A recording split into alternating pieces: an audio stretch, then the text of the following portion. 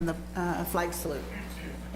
I pledge allegiance to the flag of the United States of America and to the republic for which it stands, one nation, under God, indivisible, with liberty and justice for all. We have several proclamations this evening.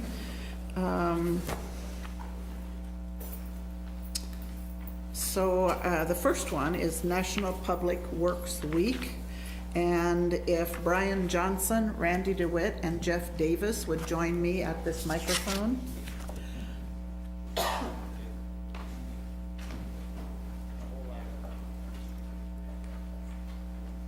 Anybody else?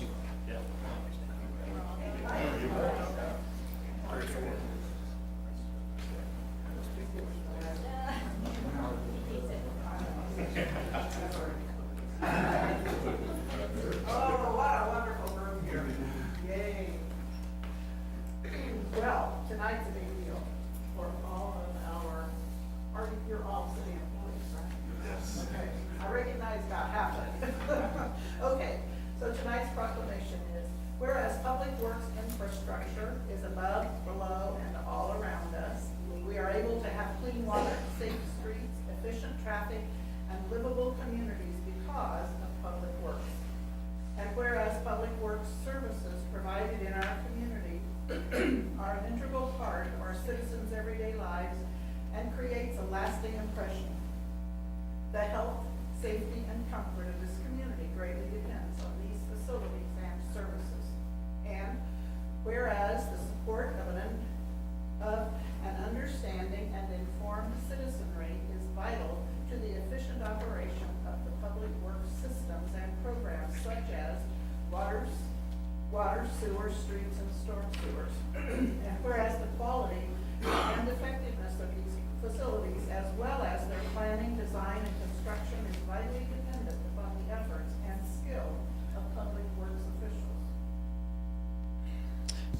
And whereas the efficiency of the qualified and dedicated personnel who staff public works departments is materially influenced by the people's attitude and understanding of the importance of the work they perform. Now, therefore, I, Linda Morse, Mayor of the City of Manhattan, do hereby proclaim the week of May 20th to the 26th as National Public Works Week. So here is the proclamation. Who would like to speak for your group? I think Randy and I are. All right, Randy DeWitt and Brian Johnson. Randy and I just want to take a quick moment and introduce our division heads. And our division heads are the folks that provide our staff daily instruction, daily direction on missions that we need to accomplish to keep the city running smoothly. And we've got just a couple little factoids I'd like to share with each division. And first I'm going to start with Bill with traffic. Bill is our traffic superintendent. He maintains 73 traffic signals, 21 Bluetooth devices, and last year in 2017, they painted 42 lane miles of roadway with new paint. So that was an accomplishment for Bill's traffic section last year.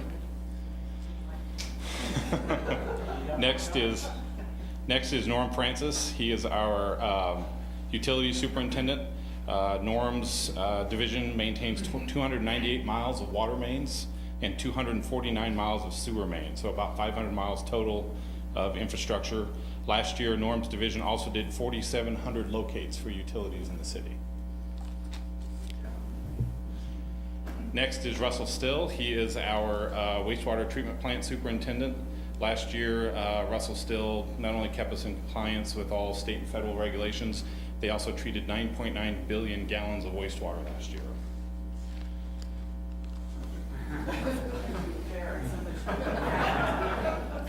Jeff Davis, our street superintendent, isn't here, but the backup hitters are Roscoe and Matt. They're crew leaders for our street division. Last year, the street division did 225,000 square feet of street remove and replacement. And to give you an idea how much that is, that's over 5 football fields. So that's what their crews did last year. They also patched almost 11,000 potholes. That's major. Congratulations. Good job. Thank you very much. Yeah. Karen Becker is our principal civil engineer. Karen manages the design and plan review section for Public Works. Last year, they bid about and designed almost $4.2 million of projects, and their division also got $4.3 million of grants from KDOT last year. That's the good work. We need money. Next is Abdu Dahar. Oh, I know him. Abdu not only moonlights as a great soccer coach, he also manages our environmental section. Last year, the environmental section kept us in compliance with state and federal regulations, as well as discharging 12 million gallons of sludge to our treatment area. And then they also took almost 1,100 samples of fresh potable water. That's almost 5 a day. Thank you very much. And Ethan Kloster is actually our interim water treatment plant superintendent. Our last water treatment plant superintendent just retired for us. Ethan is stepping up and doing 2 jobs for us, which we really appreciate. Last year, the water treatment plant produced about 2.5 billion gallons of potable water for the city. Billion with a B. So this is all of our division heads. These are the people that actually keep us running smoothly and efficiently, and we appreciate all of their hard work.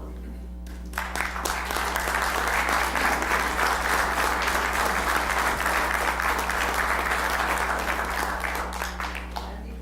No? Did you get introduced? Yep.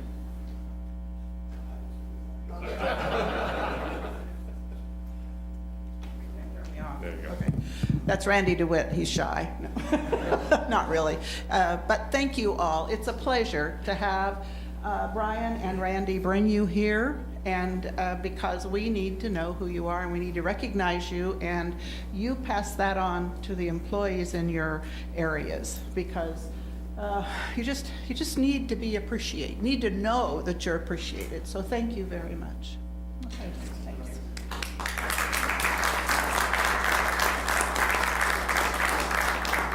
Okay.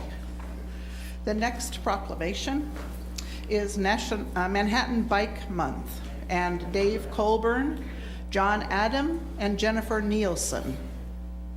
You're front and center. Hi, John. Yeah, hi.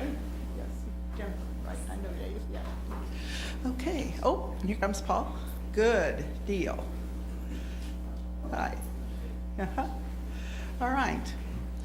Whereas bicyclists employ a clean, quiet, and energy-efficient mode of transportation, and whereas bicycling is a healthy form of exercise and can help to incorporate physical activity into the daily routine, more use of the bicycle for transportation can improve the quality of life of Manhattan, and bicycling can often be the fastest way to travel in Manhattan because of traffic congestion and scarce parking. A bicycle requires little space, thereby helping to reduce traffic congestion and traffic-related stress and facilitate parking. And whereas bicycling is an excellent way to visit Manhattan's historic neighborhoods, parks, and scenic areas, and many of Manhattan's residents and visitors use bicycles for travel, pleasure, or as part of their work every day. Whereas under city regulations, bicycles are vehicles, and by state law, bicyclists enjoy all the rights and privileges of motorists to use the public roads unhindered from harassment. Now therefore, I, Linda Morse, Mayor of the City of Manhattan, do hereby proclaim May 2018 as Manhattan Bike Month. So, who's going to be your spokesperson? Thank you. I'm accepting this on behalf of the Bicycle and Pedestrian Advisory Committee, which was set in motion about 11 years ago. And Rob Ott can't be with us here tonight, but I always have to give a shout out to Rob. He got this all going. And likewise, he helped instigate Bike Month, which we're celebrating here tonight. So greatly appreciate Rob and the many other city staff that have worked with us over the years. Currently, John and Jennifer, although Jennifer's getting ready to leave us, moving on to other parks jobs, right? And we've got a lot of bicyclists in the crowd this evening. There's an important bicycle improvement on the agenda later this evening. I think the best work that the Bicycle Advisory Committee has done is actually on the pedestrian side. There's a lot of progress being made in connecting Northview to the rest of the community so that people can walk and ride their bicycles safely in and out of Northview and not have to rely on cars. So a lot of great things are happening. And with regards to Bike Month, we have, let's see, Thursday night, we have Third Thursday downtown. Third Thursday downtown. And Friday, we have the Bike Advisory Committee meeting and then a dessert ride.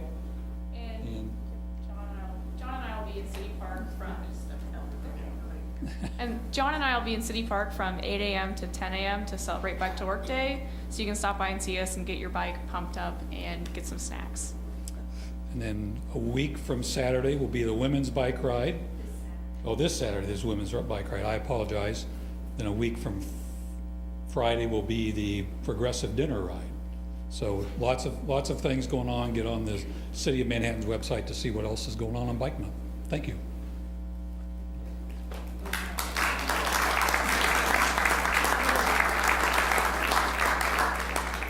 Let me also introduce Paul Benny, and he is a longtime bike supporter, and I appreciate him being here. It's important.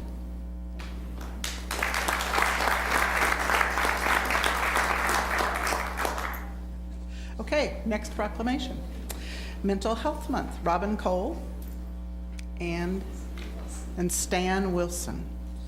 Okay, whereas mental health is essential to everyone's overall health and well-being, and whereas all Americans experience times of difficulty and stress in their lives, whereas prevention is an effective way to reduce the burden of mental health conditions, and there is a strong research that diet, exercise, sleep, and stress management can help all Americans protect their health and well-being. And mental health conditions are real and prevalent in our nation. And whereas with effective treatment, those individuals with mental health conditions can recover and lead full, productive lives. And whereas each business, school, government agency, healthcare provider, organization, and citizen shares the burden of mental health problems and has a responsibility to promote mental wellness and support prevention efforts. Now, therefore, I, Linda Morse, Mayor of the City of Manhattan, do hereby proclaim May 2018 as Mental Health Month. Robin, hi. If you'd like to say a few words, I can't get this part. There we go. First of all, thank you for proclaiming May as Mental Health Month. Mental health, of course, is very important in our community. And what I really like about this year's theme is that it recognizes the connection between physical health and mental health. And that when we're eating well, when we're exercising well, when we're sleeping well, and when we're managing our stress, those are good preventative kinds of things that we can engage in to improve our mental health. I appreciate the city's proclamation of May as Mental Health Month. I think that it helps reduce the stigma of an important issue wherein 1 in 4 Americans in any given year experience the symptoms of mental illness. I think that by talking about it, by proclaiming May as Mental Health Month, we help to reduce the stigma that's associated with mental illness. So thank you. Great work. Robin has great insight, and Stan, thank you for coming. Yep. The next proclamation is National Preservation Month, and Betty Mattingly Ebert is here. Welcome. Yeah. Okay, whereas local historic preservation is an effective tool for revitalizing neighborhoods, fostering local pride, and maintaining community character while enhancing livability, and whereas it is important to celebrate the role of history in our lives and the contributions made by dedicated individuals in helping to preserve the tangible aspects of the heritage that has shaped us as a people. And whereas over $3 million in tax credits have been issued to historic rehabilitation projects in Manhattan, leveraging over $9 million of total investment in historic resources in Manhattan. And whereas the Manhattan community continues to demonstrate its commitment to preservation as it grows and develops through ongoing historic and archaeological surveys. the nomination of significant cultural resources to the Manhattan State and National Register of Historic Places, the conservation of its traditional neighborhoods, the integration of historic elements with redevelopment, and the recognition, rehabilitation, and restoration of historic properties. Now therefore, I, Linda Morse, Mayor of the City of Manhattan, do hereby proclaim May 2018 as National Preservation Month. Betty, thank you for coming. Yeah. Thank you. Please. I want to thank Linda personally for coming to almost every one of our meetings for the Historic Resources Board. I really appreciate that, just to know that you're there and you're taking the interest, because we have to know where we've been to know where we're going. So thank you very much for that. And thank all of the city commissioners and the city staff for keeping us all informed on the board of what's going on in our neighborhoods and how you're really trying to work to maintain that neighborhood feel. As, you know, growing forward, but still maintaining that neighborhood feel. Thank you very much. Betty, are you still?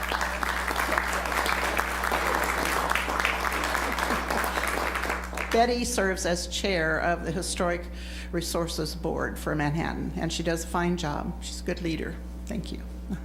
The next proclamation is National Gun Violence Awareness Day, and Alex Van Dyke is here, as is Barbara DeSanto. I've known Barbara a long time. I don't know why her last name escaped me. Sorry. Anyway, okay. If you, whereas the first Friday in June is National Gun Violence Awareness Day, to honor and remember all victims and survivors of gun violence, and to declare that we as a country must do more to reduce gun violence. And whereas we know our communities best, and we are the most familiar with local criminal activity and how to address it, and are best positioned to understand how to keep our citizens safe. And whereas support for the Second Amendment rights of law-abiding citizens goes hand in hand with keeping guns away from dangerous people. And whereas in January 2013, Hadia Pendleton was tragically shot and killed by gang members in Chicago, and should now be celebrating her 21st birthday. And whereas to help honor her, a national coalition of organizations has designated June 1st, 2018, the first Friday in June, as the 4th National Gun Violence Awareness Day. The idea was inspired by a group of her friends who asked their classmates to commemorate her life by wearing orange. They chose this color because hunters wear orange to announce themselves to other hunters when out in the woods, and orange is a color that symbolizes the value of human life. And whereas by wearing orange on June 1st, Americans can join this campaign to help raise awareness about gun violence and honor the lives of gun violence victims and survivors.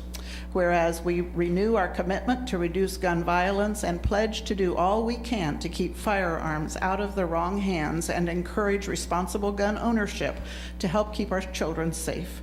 Now, therefore, I, Linda Morse, Mayor of the City of Manhattan, do hereby proclaim June 1st, 2018 as National Gun Violence Awareness Day. So, Alex or Barbara, I'll give you the proclamation. Thank you very much, Linda. I'm Alex Van Dyke on behalf of the local Manhattan area Moms Demand Action Group, part of the National Moms Demand Action Group. I'd like to thank you for the proclamation, and as well as the rest of the commissioners.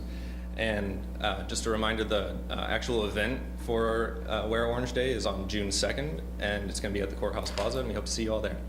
Thank you. Thank you, Alex. Barbara? Nope, okay. Thank you very much.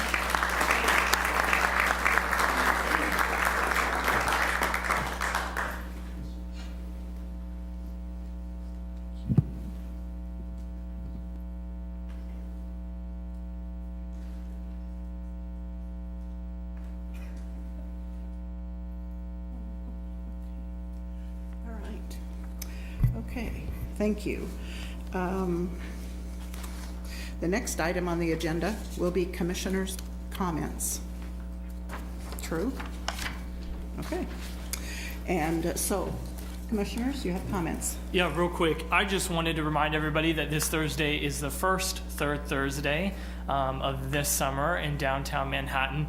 All down points, there will be live music playing, there will be art exhibits, all of the local shops and restaurants downtown will be having specials on food and drinks, so that's always really nice. And the weather's supposed to be beautiful. I think it's supposed to be in the 80s. So I would encourage you to go out, enjoy yourself, and support our local businesses downtown. I just want to remind everyone of pet licensing requirements. Both Riley County and the city has pet licensing requirements. And of course, the reason that that's in place is to encourage people to get rabies shots for their animals. And a number of folks might not realize that, there's 4 types of critters running around. I've seen a lot of them on the west side here lately that are carriers of rabies and are a threat to our animals. And that are the foxes that are out there now, the coyotes, the bats, and the raccoons. And you've probably seen them all over town. They're very adaptable. And so that's the main reason behind the push to be sure everybody gets your dogs and cats and also ferrets the rabies shots that they may need to prevent some terrible thing happening. Because of course, if one of the humans contracts rabies, it's normally 100% fatal. And so we've got to keep that under control. Thanks. Yeah. Thanks, Jared, for referring to the third Thursday. I was going to mention that. I did want to say last Saturday, I believe, or over the weekend, I don't remember if it was Saturday or Sunday, Karen Hawes did a bike swap. And Karen Hawes does a lot of wonderful things, especially with bikes in our community. So the bike swap, that's where you bring in your old bike, maybe outgrown bike, and she gives you a new bike. And she had 3 mechanics that worked all day with her on this. There were over 100 families there, 200 to 250 people. And it was a good event. Oftentimes, she sees somebody riding a Green Apple bike the bike might be too small or something, and she'll literally stop and say, hey, do you need a new bike? Let me know, I'll get you one. And she does that. And because it's Bike Awareness Month, I appreciate all the work that people put in as volunteers. She's not getting paid for this. All of it's run on donations, and Green Apple Bikes is the same way. So there's a lot of good people keeping our community healthy and concerned about safety, and also making sure they have the right size bike. And kids that are now riding bikes to school, bikes are expensive, especially if you want a new one and you want to keep riding them. And it's good that we have a program where she's willing to give out these bikes that are donated and that are new.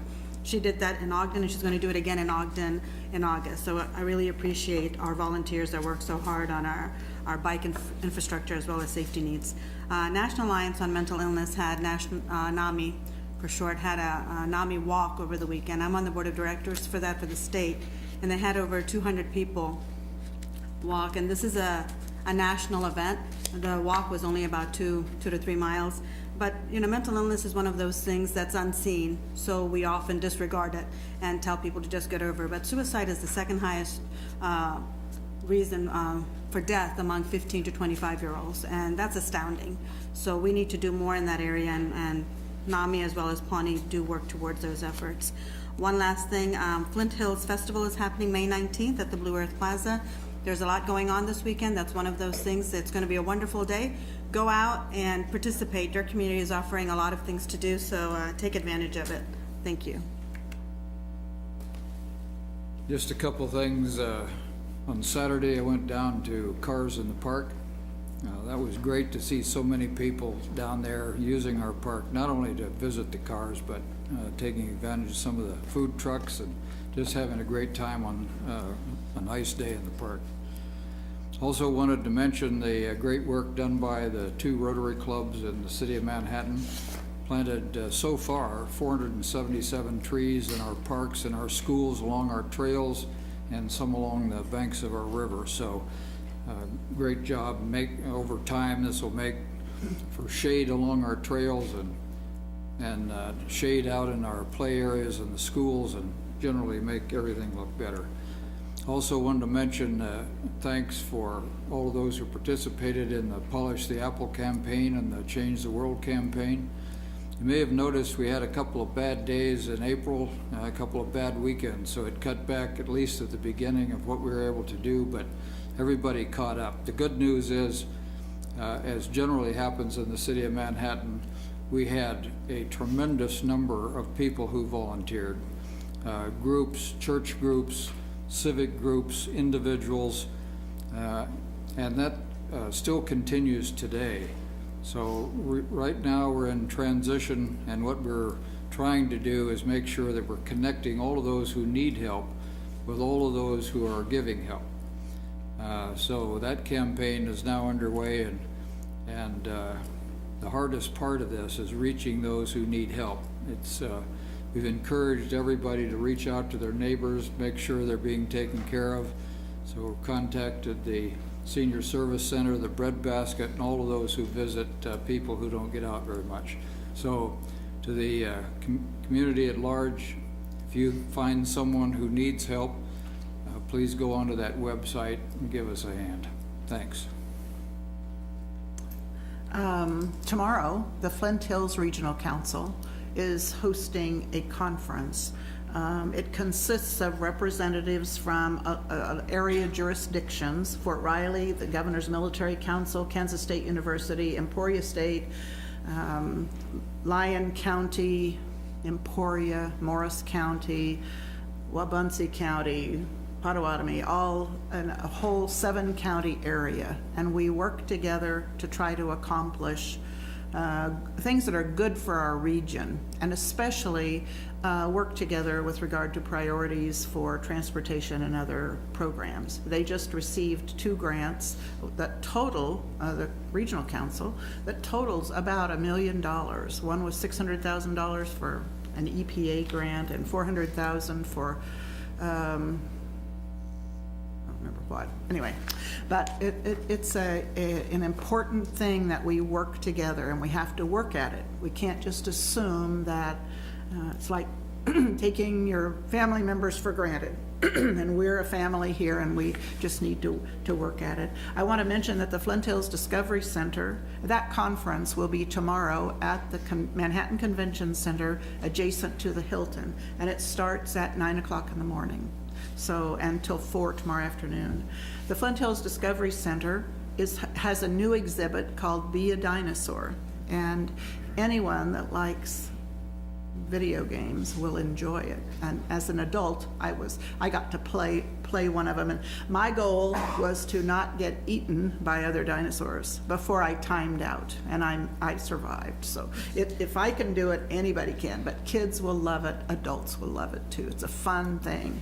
I wanted to mention that the Splash Park across the street from City Hall in City Park is now open, and this City Park pool will open on Saturday of Memorial Day weekend. The other 2 pools in town will open on Memorial Day. And the little, I don't know what, the Flint Hills Discovery Center has a little water area there, and the wee little kids just love squealing, and their parents are there, and it's a wonderful thing for them to enjoy. So I hope that you have a chance as the public to enjoy those. So, all right. Yes, please. I had this written down and forgot to say it. I can't believe it. But the Vietnam Wall, the traveling wall, made its way out to Wamego on the 14th. It'll be in place at the Wamego City Park right next to the pond until the 17th, and it'll begin to be dismantled about 2 o'clock in the afternoon. So those of you that have relatives that served in Vietnam and would like to see that wall, it's quite a moving experience, I can tell you. So go down and visit Wamego if you can, and give them some support. Thanks. Okay. Thank you. Appreciate your comments all. The next item on the agenda is the consent agenda. And the items on the consent agenda are those of a routine and housekeeping nature, or those items which have previously been reviewed by the City Commission. A commissioner may request an item be moved to the end of the general agenda. Does the commission have any questions or comments on any of the consent agenda items? Okay, seeing none. Mayor, Yes? we do need a commissioner to volunteer to serve on the selection committee for the third-party administrative workers' comp consultant. Sorry, I forgot to cover that in briefing, but if somebody would like to do that, that would be great. I can do it. Or Okay. Okay. Good, all right, thanks. Never knew you were gonna have so many volunteers. It'll be good to jump in like that. That'll be great. All right. Thank you, Ron. Are there any public comments on any of the consent agenda items? We're going to ask that anyone who wishes to speak would first sign in at the podium with their name and address. And you are welcome to speak after being recognized and signing in. Does anyone wish to speak? Consent agenda is not generating a lot of interest. Okay, thank you. All right, so is there a motion to accept the consent agenda? I move we accept the consent agenda. Second. All right, we have a motion and a second. Brenda, the city clerk, will call the roll. Mayor Morse, Yes. Commissioner Dodson, Yes? Commissioner Reddy, Yes. Commissioner Butler, Yes. Commissioner McKee. Yes. Motion carries. Okay, and tonight we have a public hearing to consider an amendment to the Community Development Block Grant, or CDBG, Citizen 2018 Block Grant, Citizen 2018 Participation Plan. And Eric Cattell, the Director of Community Development, will present the material to us. Thank you. Good evening. This is a brief item. As you indicated, it's a public hearing, and tonight we're considering amending the Citizen Participation Plan, which is a component of our 5-year consolidated plan. The Citizen Participation Plan describes the public input process that we use throughout the year as we develop our CDBG program plans. It talks about comment periods as well as public hearings, such as the public hearing we're doing right now. Recently, HUD approached the cities and requested that we amend our participation plans to address federal disasters that may occur. And we can redirect CDBG funds if it were to become necessary for disaster recovery efforts. And so there's a pretty lengthy process on how you do that. But tonight, what we're looking at are amendments that we presented to you in the draft on how we would amend the citizen participation component of that if we were to have a federal disaster. Long story short, the normal participation process when we're doing an amendment or adopting a new action plan for the coming year, it's about a 60-day process in all between comment periods and public hearings and that type of thing. Within the draft that we're presenting to you tonight, if we were to have a federal disaster, that would shorten it to about a 30-day period in all. And so with that, city administration does recommend, first of all, that you hold the public hearing, and then we recommend that you approve the proposed amendment. Okay. All right. Thank you, Eric. So the next step is to conduct a public hearing. As you may have had an opportunity to view the staff report on our website, but it would be essentially what Eric just told us. So are there any members of the public that wish to speak with regard to this item? Okay, seeing none, I will close the public hearing and ask for commissioners if they have questions, if they'd like to ask about. Eric, I'd be curious. So this is just in the event of a national disaster declaration by the president, right? Correct. Okay, so it's not just a small disaster. It would be like the flood of '93 or Yes. the tornado that we had Right. a few years back. Or, yeah. Okay. And thanks. it would give us the ability, well, what you're doing tonight again is the action plan Right. or the participation plan for citizen input. It shortens that process so that we can accelerate the process of redirecting funds if we Right. needed to, but we From have six- to expend other funds first. FEMA dollars or Small Business Administration dollars first. Okay. Before we could redirect CDBG funds. And it basically cuts it from 60 to 30 days, right? Okay.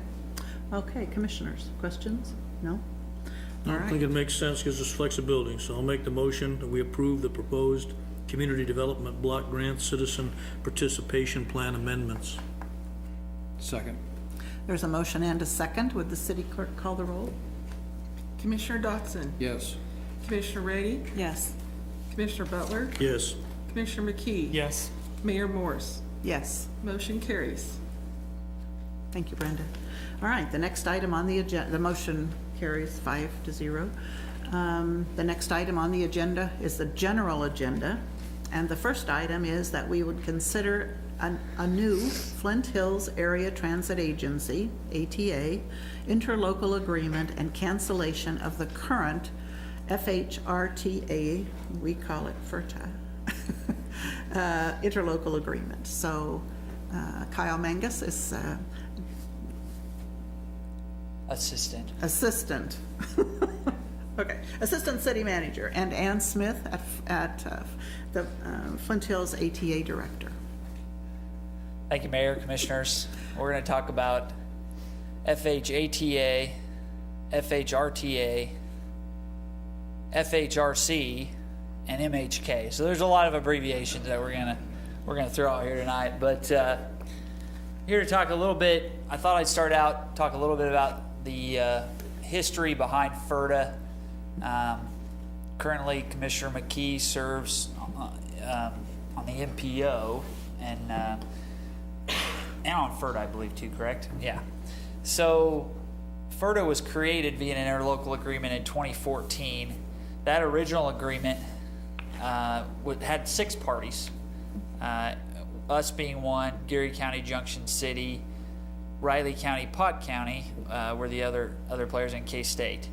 So at the time when FERTA was created, it allowed, we needed a public entity to access these federal transit 5307 urbanized area funds. We knew we could get in the city of Manhattan, the urbanized area, could get in the range of $900,000 to $1 million in federal funds. So FERTA was created via those 6 members in that interlocal agreement to provide those regional transit services through contacts or grants, which has always been with Ann at ATA. When that was created by interlocal agreement, I think it was important to note, it didn't give FERTA taxing authority. It didn't give them authority to obligate any of those 6 members financially.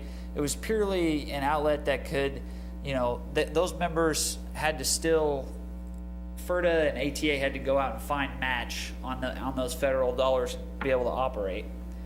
So the urbanized area is something that was in the memo that we talked a little bit about, the federal funds for those transit services. ATA utilizes 5307, they utilize 5311, and Ann might have to correct me on that later, but their rural funds is what they were using primarily before. They also have contracts. So basically those funds can be used within the MUA or routes that start or end within there. So since 2014, FERTA's gotten around that $900,000 mark per year in those available funds. Since FERTA we had no staff, we had no makeup, the regional council, the Flint Hills Regional Council at that time was selected to be their fiscal agent to provide those management and admin services. Sandra was their one dedicated staffer that was kind of the grant administrator for FERTA and has been. So this shift occurred recently. The regional council and their director came forward with a request to move away from FERTA. At the time, first requesting possibly having the city take on that role. That's common in some other Kansas cities. The city has more transit internal to the city, like in Lawrence or Wichita or something like that. The FERTA staffer was leaving that was responsible for handling those grants and handling those funds. So KDOT at the same time, there was a couple of things going on. They were moving mobility management over to ATA, which was when the Flint Hills Regional Council was kind of using those 2 funds as a match for each other. So they were losing that revenue stream, so it was financially hurting them. So there was a desire to move away from that as soon as possible. So in that conversation, ATA came forward. ATA has a great relationship via Ann and our MPO and KDOT, and said maybe we could have a process where ATA would be a direct recipient of those funds. So we had to, working with FTA, Bless Ann and ATA for doing that all the time, but federal entities are hard to get a hold of, hard to deal with, hard to just get answers from. So we were able to finally get them to come to the table and sit and talk about how we can make this work for our region. KDOT was on board, the city was on board, regional council was on board, ATA was on board. So we talked through that process, and everyone agreed that an interlocal agreement to make ATA a public entity would allow this to occur and allow them to directly receive those 5307 funds. Jump in if you have questions at any time too. I told you there'd be a lot of acronyms up there, so they flow together. So the interlocal agreement, there's two different items tonight. The new interlocal agreement is one that I'll talk about now on what it would stipulate. So it would make ATA that designated recipient of those 5307 funds. Similar to FERDA, ATA wouldn't have the ability to financially obligate any of the members or have any taxing authority. The regional council would no longer need to be the fiscal agent. ATA has the ability and the in-house ability of dealing with those federal funds anyway to administer and manage those funds in-house. So the loss of that position would actually, it would be absorbed into ATA. In the new interlocal agreement, there would be 4 members: Pot County, Riley County, City of Manhattan, and K-State. Junction City and Geary County were not part of the new interlocal agreement. And the more I've learned about that, they're not in the Manhattan urbanized area, so they would have never been eligible for those funds even before. So they probably shouldn't have been on FERDA. We've tried to clean that up. So the way the board, and we envision this to be structured, each member would appoint a representative to the ATA board, 1 each from Manhattan, Riley, and Pot County, and 2 from K-State. And I think the reason we've kind of thought 2 from K-State is by far the largest provider of match for those 5307 funds. Of the 600,000 in match, K-State provides, I think, 300,000 or 400,000 of that. So we're a small portion, and then Riley and Pot.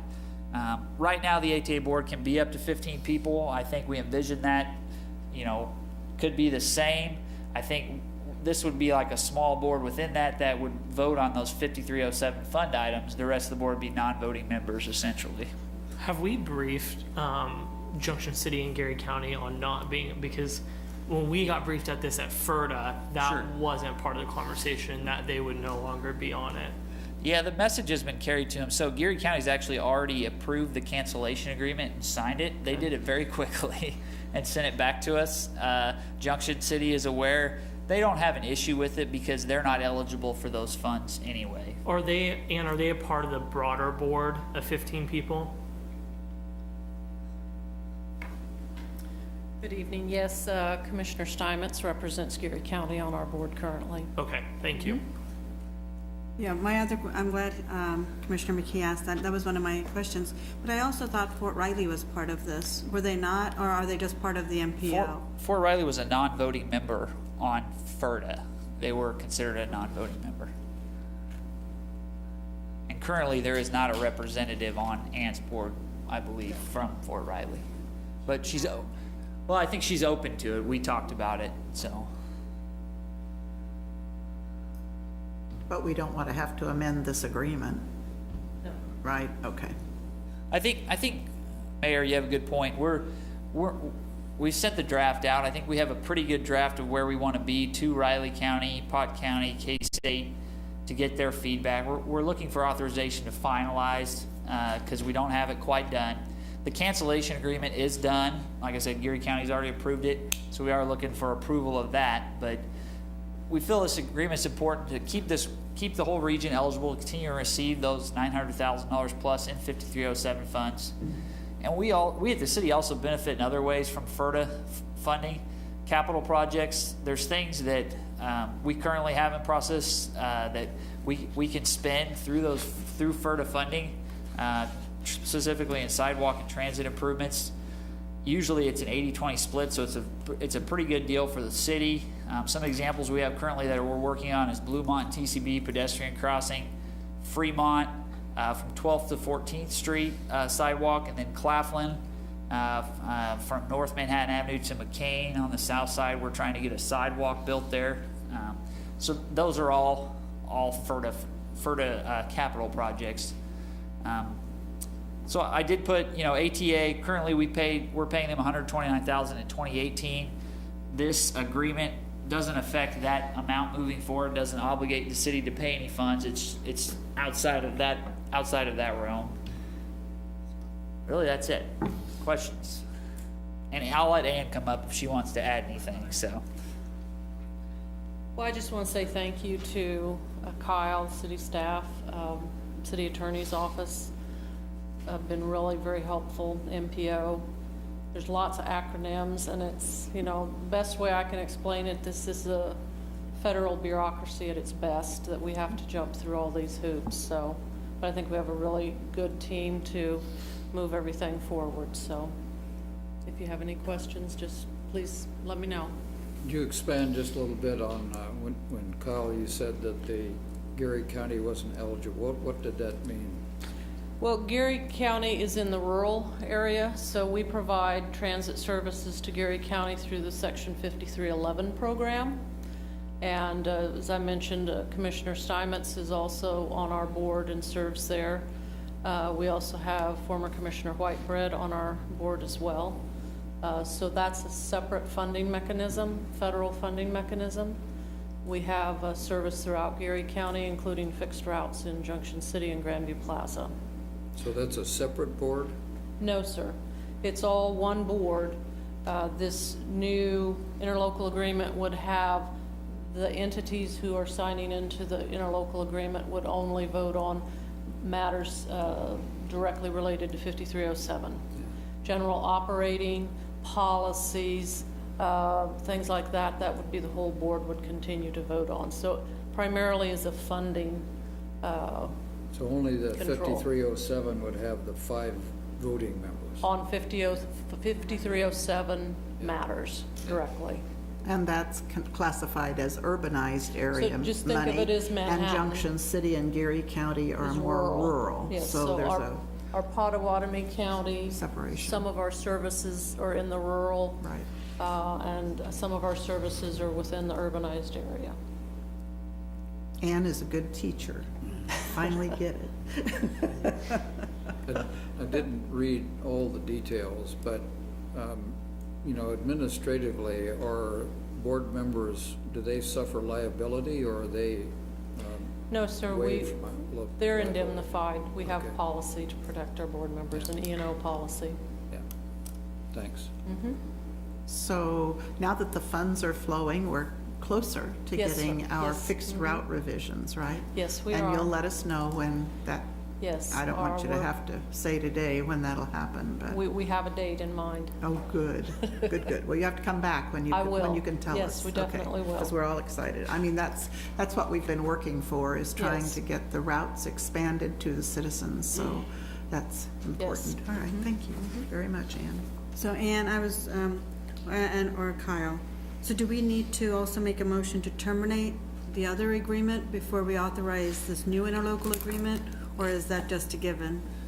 No, we'll need a motion to terminate the prior interlocal agreement. I think we call it a cancellation agreement in there. Yeah, it said terminate, I think. Yeah, and then, so we'll need to terminate that one, and then the new one, or the motions to finalize, because K-State, Riley County, Pot County, and us are all kind of working through the details of it, but we kind of have the broader picture of what it's going to look like. So that's my next question. When you say working through the details, what exactly does that mean? Is there, they've agreed to the concept of having the 5307 and signing on to it? What other details are we looking at? Are they okay with the 5 members as presented? The 2111, there's cash basis law, legal language in there. I let our assistant city attorney, Rachel, lawyers like to wordsmith sometimes, Yes. so there's A lot of times. smaller things like that, but overall structure of FERDA going away, going into ATA, becoming this sub-entity with these four participants versus the 6 prior, and keeping the flow of those funds and allowing it to directly go to ATA, which is where it's going now. It's just going Right. through someone else is signing the check. Just as, because now we're gonna be the conduit to the money as an entity that they're going to be receiving the money from. Well, our role at the city with FERDA is now going to be the same with ATA. I will say that Ann has graciously volunteered to move her meetings from Tuesday nights so that a city commissioner could attend an ATA meeting, she said. So when the time comes, so I know it's another meeting for somebody to go to, for Jared to find time to Volunteer for. Yeah. Well, I appreciate the effort that this took. This was a long process, and a lot of meetings were at stake, and a lot of people had to come together, including the Flint Hills Regional Council, KDOT, everybody was on board with this. And I think we see the desire for public transportation and would like to utilize it as much as possible in our community. So hopefully this solves some of the problems. It doesn't solve everything, but hopefully this is going in the right direction. And I think it's a positive movement on our side. I think it's positive too, in the fact that the city, if the city were to take on these 5307 funds and try to administer that in-house, we really don't have the staff that's familiar with that 5307 grant process, triennial review. So there'd be likely additional costs versus Ann and ATA are dealing with those different 5300 level funds, dealing with the FTA on a regular basis. I think you see the advantage there from that staffer going away and just in her office, people getting trained a little bit more on 5307 and just being able to do that. So we definitely saw advantages there. Other questions? All right, is there a motion? Are we ready? Well, we need public comment. This is important. Are any of you bus riders at the local ATA? If you have comments, please come. Okay, seeing no public comments, I'll close the public comments section and ask the commission to discuss or to have a motion. I move we authorize city administration to finalize and the mayor and city clerk to execute an interlocal agreement to establish the Flint Hills Area Transportation Agency, ran out of breath, as a public entity and an agreement to terminate the Flint Hills Regional Transit Administration interlocal agreement. Second. Okay, there's a motion and a second. Is there further discussion? All right, city clerk, would you call the roll, please? Commissioner Brady, Yes. Commissioner Butler, Yes. Commissioner McKee, Yes. Mayor Morse, Yes. Commissioner Dodson. Yes. Motion carries. Okay, thank you all. I appreciate your explanations. That's deeper into federal code than we usually get. The next item is to consider the first reading of an ordinance to change parking in Aggieville to 2 hours effective October 1st, 2018. The presenter is Jason Hilgers, the Deputy City Manager. Thank you, Mayor, Commissioners. This evening, we have a request from Aggieville. Currently, we have city parking in Aggieville that's restricted to 2 and 3 hour.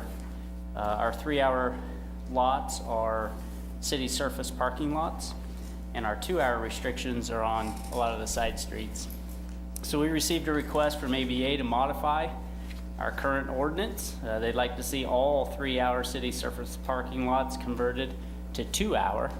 They'd like to add Laramie Street to the 2 hour restriction. Currently, there are no restrictions on one side of Laramie. There is no parking on the other, obviously, if you've been down there lately. And this would be between 11th and 14th Street. They had asked for Fremont to also be regulated and 14th Street from Anderson to Points Avenue.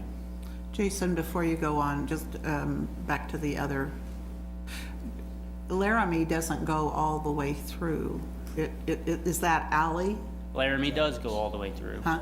It jogs. It jogs. And this map will probably Okay. help you a little bit better. By the Burger King? Yeah, Okay. so it All comes on It 11th does. and then just like a quarter of a jogs. block. I got okay, thank you, Yep. jog. So this map just shows you where we're at currently. You can see all the pink lots, which are associated with the city. And then the darker orange here compared to the yellow is where our 2-hour restrictions are in place. We have no limits on the green and no overnight parking on a few other sections. This is the proposed, and really what changes is the key. So the parking lots become 2-hour along with the on-street restrictions, and we added Laramie with the proposed. Our recommendations are to move forward with those 2 changes. In order to do so, we're also recommending a half-time parking enforcement officer. Currently, we have 1 full-time officer for both Aggieville and downtown. The 3-hour lots and 2-hour are somewhat manageable for him today, for that person. If we convert to 2-hour, it will not allow that one individual to be consistent in both districts for the 2-hour time limit. We have upgraded to a handheld electronic unit, which has helped with efficiencies and quickened the pace, but we still have inconsistencies. So we have gaps in the enforcement. So today, if that person's out for medical, vacation, and then I mentioned just the distance and time. If you recall, we added some stalls on the south end of the Redinas Bakehouse in the Blue Earth area. So our parking officer has to travel south in the downtown area to check on those on a 2-hour basis as well. So we're spread thin. If you talk with merchants or employees or people who go down to Aggieville and downtown, it's not as consistent as it's posted. If we bring on the halftime, we feel like we can be more consistent. There is a cost associated with this. We've estimated halftime roughly 5 hours a day at $19,000 a year, and then about $4,500 in equipment and office supplies. We do anticipate this person creating an efficiency and generating enough revenue to offset these costs.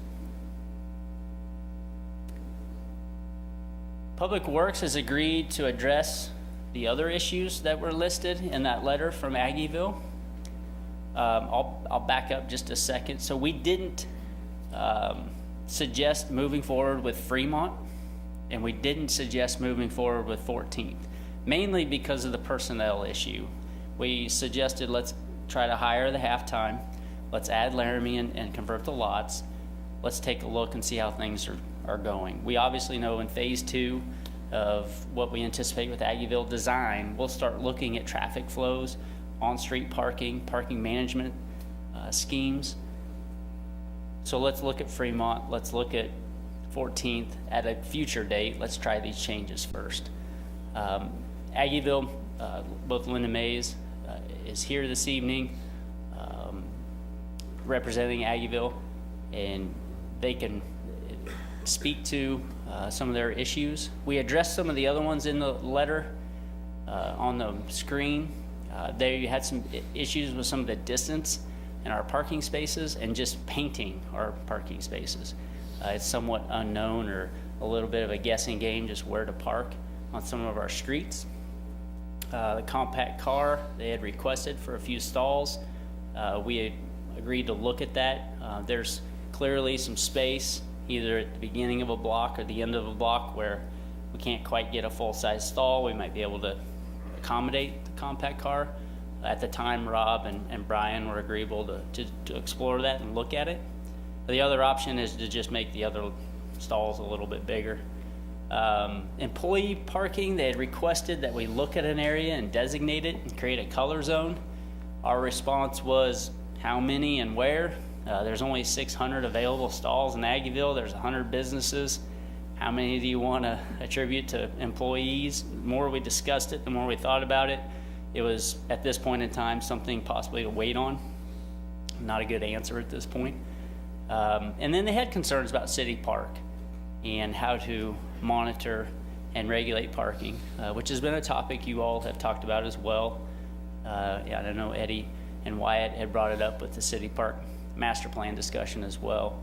And we wanted to look at it more of a comprehensive approach with phase 2 with the Aggieville design as well. Just a quick summary of how many tickets we issue. I draw your attention to the price per ticket. We were at $5. We converted about mid-2015, and you'll see that go from $5 to $15. We generated a lot more revenue that year. Obviously, we wrote quite a few tickets at a higher rate, but then you see the ticket numbers start to drop. So we did curb behavior. We changed some parking behaviors and patterns from folks by raising that limit. But our revenues have been fairly steady. Little bumps here and there, but given one individual is monitoring this area, the revenues are going to move around a little bit. Those revenues include not only the ticket, but the late charge, the admin fees. In the event you're 30 days, it doubles to $50 versus the $25 you'll pay on the late charge. There's other parking violations in the city that are also part of this revenue stream. We're doing a little bit better job in today's numbers, separating all those things out. We don't have a very good breakdown of that, and it would take some staff time. We can get that data, it just takes a lot of time to go back through a lot of records. And the way we've explained it in the past, traditionally, our parking officer writes enough tickets traditionally to pay generates about $40,000 to $50,000. So it usually has always covered that position. So in summary, we're recommending we convert the 3-hour to the 2-hour. We add Laramie, and then we hire the half-time employee to help monitor both Aggieville and downtown. They'll work in both districts trying to keep that 2-hour loop going in both. The effective date, October 1. This will allow us to hire an individual and get them trained. It'll also allow us to work through the zoning application from the hotel. The 42 or 43 stalls that it's occupying wouldn't be taken out of inventory more than likely until October. We do gain about the same number of stalls being monitored in Aggieville to help offset that lost inventory. So our suggestion was to look at October for the implementation date. Ready to stand for questions, and I know Linda is here as well from ABA. I have a couple questions. So just to be clear, we're only looking at hiring one additional employee, correct? Half-timer, yes. Half-time. Yep. So this goes to the question I was asking earlier. It said in our packet 30 hours a week. Would that person be eligible for benefits or not? Or do we not know? So our trying to think of the terms for our part-time. We have, it'd be 25 hours a week. So we're thinking 5 hours a day. We only monitor parking in Aggieville Monday through Friday. At 25, we would offer health benefits to that employee as well. So we haven't nailed that down exactly. If we do, there's obviously an additional cost to the city that we would bear, but it's something that, yeah, we haven't necessarily decided on. I'm asking partly because, so if I vote yes on this tonight, am I voting yes in how this in creating this position as well at the same time, or can it be adjusted at a later date as well? Because I don't particularly want to hire somebody at 30 hours a week so we can avoid giving benefits. Yeah. So if they're going to be eligible at 25, I feel a little more comfortable with it, but 30 hours a week is pretty much full-time job, so I want to make sure that it's really at the discretion whether we offer that benefit or not. Okay. We can classify them and offer that benefit. I know they can't work over, you remember how many hours is it? 1,600? Yeah, and then they automatically qualify. At 5 hours a day, 25 a week, we could look at that. We may not be able to find the resource we need unless we do offer some sort of package. We'll also include this in the 19 budget. So if the commission gets down to it in August and you want to make a decision on this type of expenditure, and we don't include it in the 19 budget, then obviously we'll come back and amend the ordinance. I want to be clear that I don't want to hire anybody at $12 an hour for 30 hours a week without offering them benefits, period. Understood. So I don't want to vote yes on this if that's contingent on that. So I just wanted to make that clear. Yep. See, my question is this position in the ordinance we're voting on? No, the position is not. The ordinance is about changing parking restrictions. Okay, and that's why I wanted to get the focus here, because the vote tonight has nothing to do with that, though that's a consideration in the future. And it is part of the presentation. It's a consideration in the future, yeah, bullet but. 3. Absolutely. But it's not what we're voting on in the motion. Because I did want to comment on that also, because that needs to be worked out before that's presented, whatever the details are there. And then the other thing is, of course, the price of tickets. At the same time, do we want to continue the 15? Or I've always advocated jumping it up to whatever KSU is charging. And let's just make it consistent across the board. If you really want to modify behavior, that would be the way to do it. I think that bigger discussion is definitely coming in phase 2 and phase 3 of Aggieville. If we go as far as to build a garage and change the way Aggieville functions today from a parking standpoint, we're going to have to look at that very hard. But I think that comes into that whole parking management plan. Couple things. One, really, this request is on the heels of taking 40 some stalls out of the inventory. So we got back with Aggieville, and a lot of your comments surrounded around some hesitation getting rid of a lot in Aggieville. So we started brainstorming.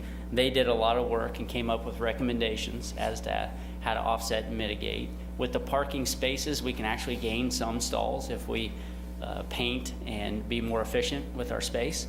And let folks know where those stalls are going to be.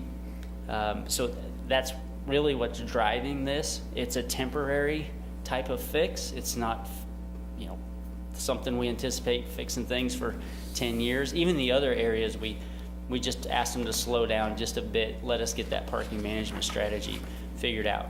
I didn't want to show this without a fiscal note. Almost everything we do has some sort of financial impact. So I definitely wanted that as part of the discussion. I put it in there on purpose. You need to know, our staff, we could sign it that way. We can go to 2 hour, we can sign it. It's not going to be monitored that way. If we just keep our one parking officer, he cannot make all those spaces in 2. That's an option too. We can pass the regs and you can tell us we don't want to hire anybody, but sign it accordingly. And he'll do his best. Yeah, I saw this just as a 2-step process. Number one, tonight we changed the hours, and then as part of the next budget, you hire another person and work out the details on how much is he going to get paid and all that. But clearly, no matter what you decide, I think that, as you said, it'll pay for itself. I think by monitoring, because we have a guy go on vacation, we have nobody looking at it for days, and so clearly, I think it'll all come out in the end, and we should do the best we can to do as Commissioner McKee recommended, that it has the right benefits, because we've always pushed for that on economic development and everything else. I'm glad you showed the revenue for it. I don't mind hiring somebody. We can't just go with part 1 without considering part 2 at the same time, because you have to have somebody to enforce it. You said you want to get this implemented with signage and everything by October 1st, giving enough time to get everything done. So a couple of questions. When we talked about the garage, one of the things they said was, it's going to be out of commission, that lot, until they build a garage. I understand that. But once the garage is built, I thought they said they can give some stalls for public parking 8 to 5. Was that not accurate? That's true. Okay. Yep. So will we remove this once that becomes available, or is this still going to be there? I believe it would still be there. The ordinance can always change at the discretion of the commission. ABA may have different recommendations once we get to that point too. But we've got a lot of things that obviously dominoes set up once things start happening. When and if the hotel constructs with their parking available to the public, you're still going to have demands down in Aggieville. We're going to continue to adjust until we, the city, can build a parking garage, a 600 stall parking garage, to offset some of the inventory challenges in Aggieville today. That could So- be a whole nother scenario of how we manage parking in Right. Aggieville. And one of the things I want to be clear about is, don't want to do a gotcha kind of thing, like, oh, you stayed past 2 hours, here's your Yeah. citation. We are still a friendly community. If we're trying to draw businesses or people to go into these businesses and spend money in Manhattan, we certainly don't want to punish them. At the same time, you're kind of missing the goal if you're saying, we want you to come and stay in Manhattan, we're a wonderful, beautiful, friendly town, but you can only do it 2 hours and then move on because you're going to get cited. Right. So that's not going to be conducive to what we're thinking in some of these areas, especially if they're going and spending money in other restaurants and they have their family here and they're going, you know, graduation weekend is a prime thing. Sometimes going into a restaurant might take 20 minutes of waiting time before you even get into a restaurant. So I want to make clear that we are that friendly place. You're not going to get penalized so quickly. So I just want to be sure that our mentality is still there for what Manhattan is. The other thing is, with the decrease in enrollment, and we've lost, you know, close to 2,000 students, it may be down for a couple of more years before it picks up. So parking, we might think it's a problem right now, but if we have fewer students coming and spending their money in Aggieville anywhere, I don't want to make it so restrictive in a way because of parking, because they want to go to Aggieville to spend their money.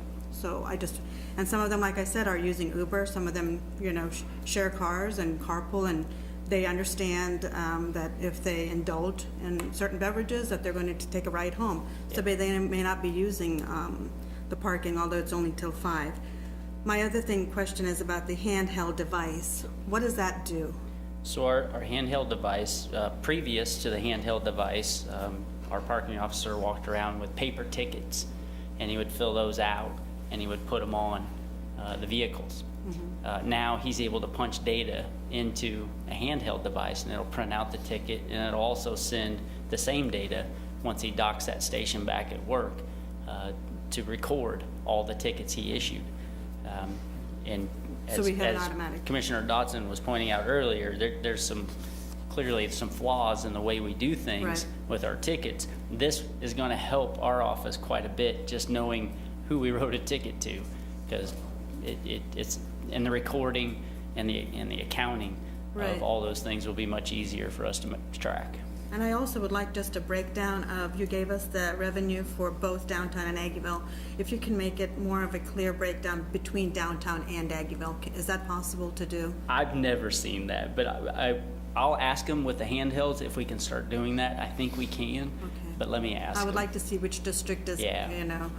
I pulled a 2003 memo today looking at our tickets. We issued 15,000 tickets in 03, but they were $2 a piece. Right. So we have clearly issued less tickets over time as we've increased the price per ticket.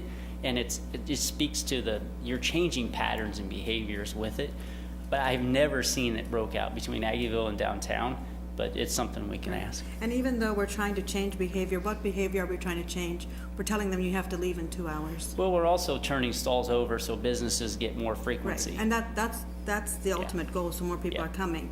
But we're also kind of telling people you can only spend money for 2 hours. And I think the 8 to 5 Monday through Friday thing is very important to remember when we talk about those behaviors. Evenings, weekends, when Aggieville is just slammed, we don't have officers down there writing tickets, or the police don't either. I mean, 8 to 5 is all we're regulating. It's quite honestly, it boils down to lunch hour. And you basically have 2 hours to turn your car over. And obviously, that's when the Aggieville is full, and we've seen that in our data. It is the fullest during noon hour on all the times we've monitored. Right, and I've gone to Aggieville plenty of times for lunch. I haven't had a problem with parking, but others may have. Sure. So I don't want to just base it on my experiences, but 90% of the meetings I have with anybody are usually at Blue Stem or Coca-Bola's or somewhere along that area. And usually I'm parking right in Johnny Caw's parking lot spaces because the bar's not open during the daytime. And for a long time, it's been 3 hours. So that could have been 3.5 hours. So this will be a change. And folks, I think predominantly it's going to affect the behaviors of people living along Laramie with the 2 hour. And the 2 hour in these lots, it'll impact some people. That's the type of change we're talking about, though. And it's something, to get that car to turn over and move, restricting it down to a lower time period will make that person second guess, okay, if I'm gonna be here for half a day, or I got a 5-hour shift, maybe I should park somewhere outside the district where there is no timed parking. I just want us to be cautious. Understood. Places like Redina's or Aggieville, I see students in there all the time. And a lot of them they're are walking usually and Yeah, biking they in. might be Yep. walking, they might have Yep. the car, and they're there either studying or working on something, and it's probably going to be longer than 2 hours. So I understand $15. Yeah. I'm not interested in increasing it. In fact, I think 15 is too high sometimes. But I just want to be cautious as to what kind of a community we are. And I can just remind you all, when we raise ticket prices, we go through about a 9-month process with both districts, and we sit down and we try to come to a consensus. And we do that about every 5 years. We did it in 2015. It'll come back up, and we'll debate it again. Yeah, I just want to still be that friendly community. You see, and I just want to comment on friendly community. I agree with that, but the idea behind, the parking things is to keep people from storing cars and leaving them there overnight. That's why, the 8 to 5 enforcement doesn't really hurt what goes on at night. But it's folks that, want to store their car somewhere and park it, and there's still a large number of people that do that, and then that limits the amount of parking, and then that impacts all the businesses. And so that's really the target that we're trying to change behavior, is those that are doing what I call car storage in some of those areas for long periods of time that aren't really engaged in, using the facilities. And so I think that's where the focus is and should be. Yeah, I guess my view is that this is kind of an interim step and a necessary step that we've already talked about when we accepted the hotel on 12th Street and the impact on the parking there. So, as you said, once we get the parking garage in, all this may change. We may have a lot more options and opportunities. And then I think the one that we have to look at next, that you pointed out at the first of the briefing, is more study along Fremont. We've got issues along the top of the park that is not only part of this master plan, but is part of the park master plan. So that's why I say this is kind of one step in a process. Okay. We're at the point of asking for, thank you, Jason. We're at the point of asking for public comment. Does anyone wish to come forward, please? And there's a clipboard there. Would you sign your name so we can read it and your address? Well, yeah, that's true. Can't sign somebody else's name.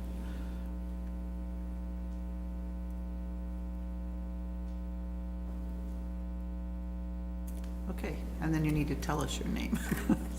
Hi, my name is Gavin Colton at 418 Points. I think these are really considerate propositions to be making about parking. As somebody that frequents Aggieville quite often, spends a lot of time at Bluestem, spends a lot of time in a lot of coffee shops, often longer than 2 hours. And I often park on that Laramie street where I'm allowed to park for longer than 2 hours, and I know that a lot of people do that and utilize it quite well. I also know a lot of people that will consistently move cars around different parking lots. I also think it's really important that we remember the kind of identity that I think Aggieville is trying to continue and trying to perpetuate in the ways of promoting business. And my largest concern is that based on the information that I've just heard, is in what ways does raising or limiting the parking from 3 hours to 2 hours, in what ways does that impact those businesses? In what ways does it impact a bit positively and negatively? We talk about the ideas of turning over seats and turning over sort of like attendance and interest in different establishments.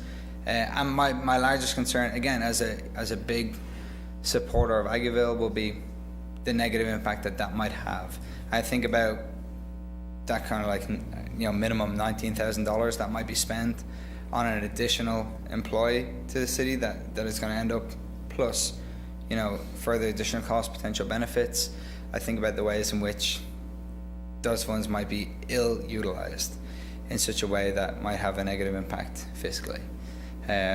I think about the weekend, and the ways in which, like during football season, those parking lots get utilised and get exploited in a really horrible manner. That, you know, people come there, park there, utilise shuttles and rides up to a stadium and take it out of Aggieville, as this being an issue that, you know, the ABA is particularly concerned about.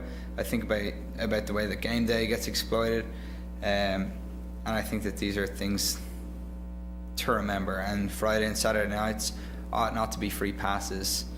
Not that I'm encouraging it, but when we think about how are we going to treat Monday through Thursday for students who, for the most part, as somebody that's, you know, around Aggieville a lot, I think about the ways that Monday through Thursday are not so busy nights, but Friday and Saturday nights, people park there, people are inebriated in many different ways, and these are free passes for people to park, you know, at the back of Yard Bar, at the back of Bluestem, and people drive home at very late hours because there's so much freedom parking there. So I think there's a lot of different things to be considered that might not have been proposed so far tonight, and I think that there's more to be thought about here in this situation.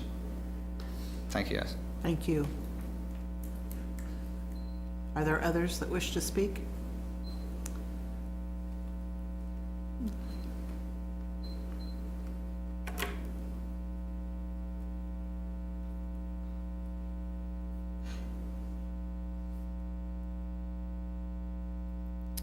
Good evening, Linda Mays, Aggieville Business Association. Basically, when we sat down to kind of look through what we could recommend to the commission on a parking strategy, the biggest thing that we were looking for is consistency. We believe that consistency is going to be key to moving pieces around as we begin this redevelopment phase. Losing the 42 slots, that was the biggest concern for our district when we pulled the district and went door to door talking to people. So to compromise there, we went through, and Ryan Bramhall, president, and I actually measured slots. We went through all of the streets and noticed, you know, different measurements, and no parking signs where we couldn't figure out why, or, you know, just different areas that we thought, okay, look, we can kind of take a look at this and figure out why. So we sat down with the board, sat down as a committee and decided, okay, what can we do to make it more consistent? Number one, obviously, is it's confusing. You know, you have 3-hour parking here, but 2-hour parking there. So, and then you have free parking over here. So just level it across the board. Let's be consistent. We all know change is coming. We all know change is hard. Not everybody likes change, but to make Aggieville what we all envision it to be, we have to be consistent. I think this is a huge step forward. Yes, we are very sympathetic to the people that do go to Bluestem, that frequent our businesses, and we're hoping that they continue to do so. Just park in, 2 hours. If you have to go out and move your car, that's fine. The other part to that is the students that do park there and walk to campus, so they don't have to park in the parking garage on campus. We would like for them to park in the parking garage. That's what that's for. So consistency is our key here. If there's not any questions, thank you very much. Linda, did you factor in that apartment complex on the south side of Laramie in the 1200 block? I know that there's parking behind that apartment complex, and the city would have worked with that developer to develop parking space standards. But I also know that a lot of those people park along Laramie, and then there's that little lot just across, which is okay. That's good. That's what I learned tonight, was that lot across the street is actually, I actually thought that was Chipotle's lot. But it is for that apartment. It's the fenced in, yeah. Yeah, so we've been kind of monitoring that, and we've noticed that there's usually 4 or 5 cars there, and that's it. It's never full. So we anticipate those guys on Laramie actually moving into there. Okay. Yes, ma'am. I just want to make sure. I mean, there's a lot of seems to me a lot of apartment parking that we set up parking on site, so they will not park on the street. But I think something like this may force more parking behind. I also know that they don't want to walk around the whole building to get into an entrance on Laramie, but I think there's a way to get through the building without having to go all the way around it. But I wonder about working with the management of that apartment complex to notify students or dwellers who rent for fall semester, that if this goes through, that will be a big, I think that'll make a big difference to them more than anybody. I mean, I don't know of any other large complexes along Laramie except that one. McCullough Development actually housing. has somebody on our board that sat Okay. on the committee with Good. us, so they're very aware of what. Because I don't want them coming here. Yeah, no, they're very aware, and we're actually in the process of our recommendations. So we've tried to include everybody, to include part of K-State and Manhattan Christian College. We've kind of tried to bring everybody in to kind of limit the impact on this. The other, and I don't expect you, it's just a comment I had about parking on 14th, south of Fremont, and putting a limit on that parking too. And I just think that would cause the people that park there to go into the neighborhoods. And I don't want the neighborhoods to the west, or actually the east, to have to absorb all of that overflow or that reactionary parking. So I'd not be real supportive of 14th Street south of Fremont anyway. And I wonder, compact cars, I'm sympathetic with the idea of compact cars, especially, where you have some, just enough space for a little Fiat or something. But I notice at the public library, there's a compact car zone there. People with any size vehicle park there. There are vans you can hardly get by, pickups, long pickups. They just don't respect the compact cars only signs. So I don't think, I would have a hard time buying into that, because I don't think the public respects it well. The two stalls that we were talking about for compact cars are actually, one of them sits right in front of So Long Saloon, and the other one sits down where Dusty Bookshelf was. And actually at this point, no one really parks in there because they are too small, and they're actually yellow curbed. Yeah. So we thought, when we measured them out and based on the city ordinance, we thought this would be perfect for a smaller car, but kind of. And speaking with Rob is, how do we label that so we don't get that exact thing? We don't want a big pickup parking in there and then you can't What turn is that the corner. purpose of those two stalls? As of right now, it's because just extra. They're too narrow? I thought maybe they were emergency vehicles or, No. okay. There's just extra space there, and They that's. have no purpose. Yep. Yellow curb. Yes. They're so tempting. Exactly. Motorcycles, yeah. Okay, thank you, Linda. Are there questions of Linda? All right, Thank you. thank you very much. Does anyone else wish to speak with regard to the proposal? Okay, I'll close the public comments and ask the commission if they have further comments, or if you want to speak about your your position, or if you are ready for a motion. I think, the compact car discussion, maybe consider motorcycle lot. There's guys driving motorcycles, Could do and they that. could get 2 or 3 in there, and that would save, and that might be easier than trying to do compact cars. Yeah. But other than that, this is the first part in a multi-part process, and so we'll tackle some of the others later. So I'll make the motion that we approve first reading of an ordinance amending Section 31-52 of the Code of Ordinances, modifying the 3-hour parking lots in Aggieville located on the north side of Laramie Street, west and adjacent to 12th Street, on the west side of North Manhattan Avenue, north and adjacent to Laramie Street, on the south side of the 1200 block of Bluemont Avenue, and on the north side of the 1100 block of Morrow Street from 3 to 2 hours, and Section 31-51, adding Laramie Street from 11th Street to 14th Street to the 2-hour parking restriction, all effective October 1st, 2018. Second. Okay, I now that we have a motion and a second, I am just, I want to be sure that we notify people well. Now, is some of that the purpose of waiting till October 1st? So once school gets back in session and the students and related part of the community will be available so that we can. We'll likely sign it before then. Okay. But more than, we won't have the resource really ready until October 1st, but we can do some things for education as well. Okay. We'll put flags and let people know.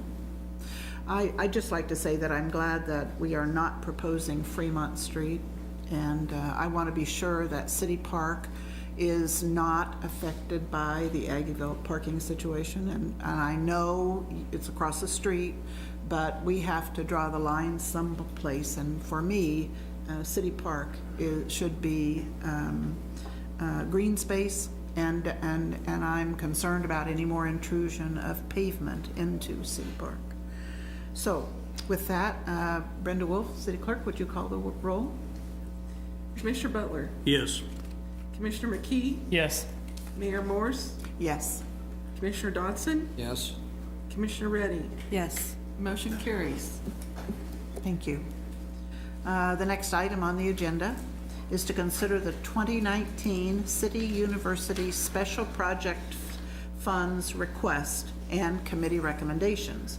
And the presenter would be Kyle Mangus, Assistant City Manager, and Ethan Erickson, Assistant Vice President for Budget Planning for Kansas State University.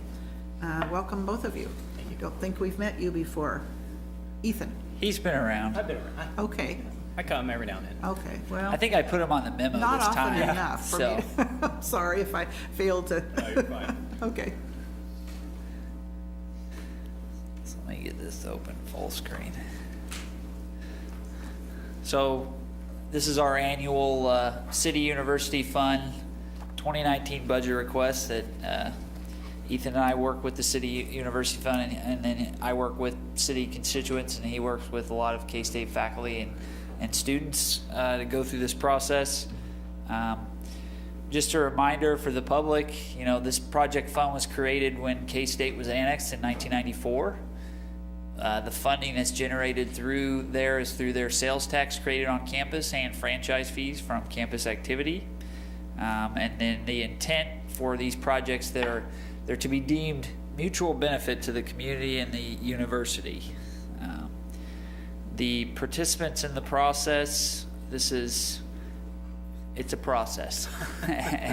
and there's a lot of work I know that Ethan could speak to on his side with, why don't you just talk a little bit about that? Kyle's correct. We have a very robust process on the university side in terms of how we solicit ideas. We actually ask our three main governance groups at the university, our students, our faculty, and our staff, to look at and generate ideas and proposals. The last few years, those groups have actually come together and submitted consolidated requests back to the president for his consideration. We then work with those. We also get the City Commission's recommendations or proposals that are issued in November. We try to combine and come up with a joint proposal that, as best we can, satisfies both what the governance groups wanted at the university, what the City Commission initially asked for, as well as any additional input that might be needed from both the president and the cabinet, and that's those types of issues at the university. So we do have a rather robust process that goes from roughly August through the end of December to generate this recommendation. So this is just kind of, we keep a running tally of how much has been expended in city university funds from 96 through 2018. You can see 10.3 million. I think when this fund first started, it was a couple $100,000, and now we're generating anywhere available project spending, 750 to 850,000, depending on how good the football team does for sales taxes. So, but it's definitely a growing thing, and franchise fees too, because K-State had just exploded the last few years. A lot of new construction on campus as well. So, kind of like to go through 2018 projects first. We had $750,000 in 2018. There was 2 projects that the city of Manhattan managed, and then 6 that K-State had. So we'll kind of run through these real quick. North Campus Corridor, won't go into a lot of detail. The commission is very much aware of what's occurring there. I did want to point out, that the commission approved a resolution prior that starting in 2020, $500,000 of those city university funds will go towards that North Campus Corridor project for 20 years, $10 million in total. In that encompassing area between basically College and North Manhattan Avenue along Kimball. So you can kind of see a rough breakdown. Sorry, the slide is a little fuzzy. But you can kind of see a rough breakdown of funding sources for that project, kind of where we're at this point. And then I know this is a busy slide, but I think it's a good slide. It's hard to read up there, but these are the different projects: North Manhattan, Kimball, and these D, B, and C is design, build, and construct. So you can see how we are phasing these projects in over 2017, 18, 19, 20, basically out to 2023. I know our Public Works Director, Rob Ott, Deputy City Manager Jason Hilders had worked on looking at financing scenarios with our finance department and how we might actually build this, because we would love to just go shut down every street up there and just build it, but that might not work very well. So we are under design right now for 2 different projects, the College Kimball Avenue intersection area, and then on North Manhattan from Research Drive down to Claflin. And we did have City University funds, that $150 in 2018, basically going towards those contracts. And then North Manhattan was the other, that piece, that it was a three of 3 years funding. So this was the last year of a project that was completed a few years ago. That was from Kimball Avenue down to basically the Department of Agriculture intersection. So it was just paying for that portion of those improvements, $500,000 total. For K-State, all of our projects that we're managing from the 2018 allocations, we intend to have completed by end of October, early November. Our project manager that's managing all of these is retiring, and so that's sort of his send-off as his leaving the university, is to get these things done. Our first project there, the Southeast Campus Corridor Lighted Path, it was to install a crushed stone walkway along the southeast corner of campus. It actually would connect with an existing pathway that's east of the business building there, which is, Kyle's kind of waving the mouse there. The lights for the path are currently out for bid, and once we get the bids back on those lights, we'll go out for bid on the installation of the crushed path from that point. So that's kind of where we stand on that particular project. Blue light infrastructure, we were going to add 5 additional blue light phones. You see them when you're going around campus. They're there for safety. Students, visitors can utilize them in the event of an emergency, or they can call police to get an escort if they need to. There were about 5 areas that the governance groups identified during the 2018 process that were a little light on access to these blue lights. And so these were approved, and we've been working to identify the final locations now. And we're also looking at potentially, from the university side, potentially adding camera security on there, or some other options on those blue lights that to provide some additional security for those. So Ethan? Yeah. Just one second. So how much are they utilized now? Do you know? I mean, are they used pretty effectively? I think I'd have to go back and look at some of the statistics on there. A lot of the use, I think, is also just from the ability students know that they can use them, whether or not they actually do use them. And part of it too is we also probably could do a better job advertising that it's not just for an emergency. If you're in a parking lot and you need a tire repaired or assistance with that, you can call and use those services as well. So part of it is we could do a better job, I think, advertising some of those ancillary benefits as well. Yeah, I was just wondering, before you add 5 new ones, I just wanted to see Yeah. what the information. And like I mentioned, I think we're also wanting to expand the utilization by having some security cameras on there that would be eligible for additional monitoring in the areas.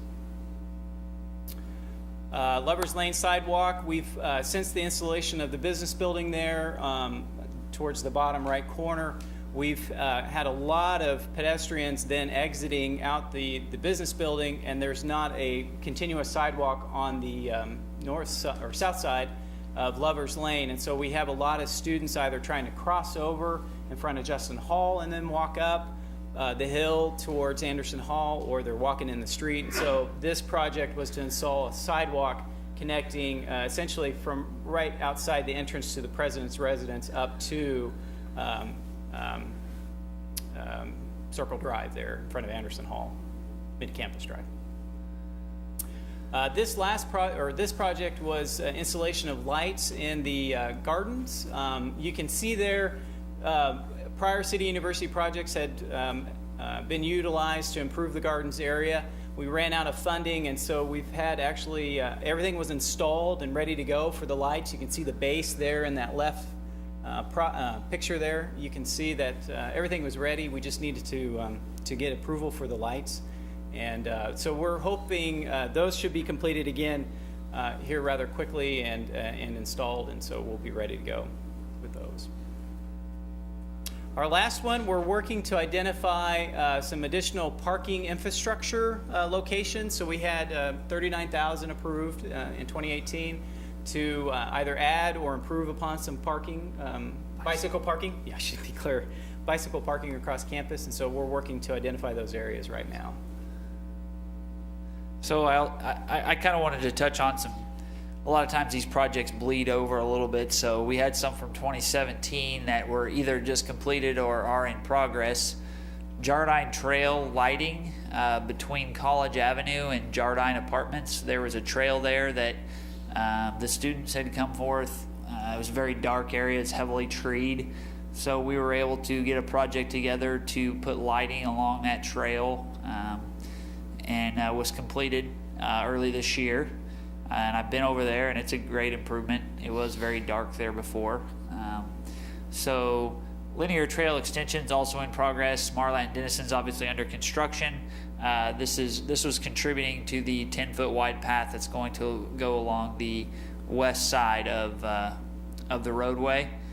Sunset Avenue sidewalk is one that's in progress now. Basically, we were having trouble getting some easements. It'll complete the parking lot that is on Sunset, south of Hunting there, a little ways, all the way down to Anderson. The intent was so you could have sidewalk from Anderson all the way to Claflin. We were going to do some sidewalk on Platt with that project, but we're not going to. We don't have enough funding. So we are going to design it in-house at the city for a future request. And then Pioneer Lane, that's up off of east of North Manhattan, between North Manhattan and McCain Lane. There was no sidewalk on the north side of the street, so all the students and people walking to campus would walk in the street. So that was completed last year. Any questions on prior projects? Okay.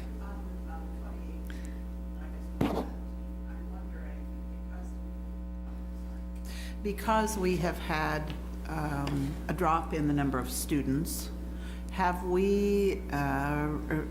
the sales tax on campus dropped, and so that it would affect this fund?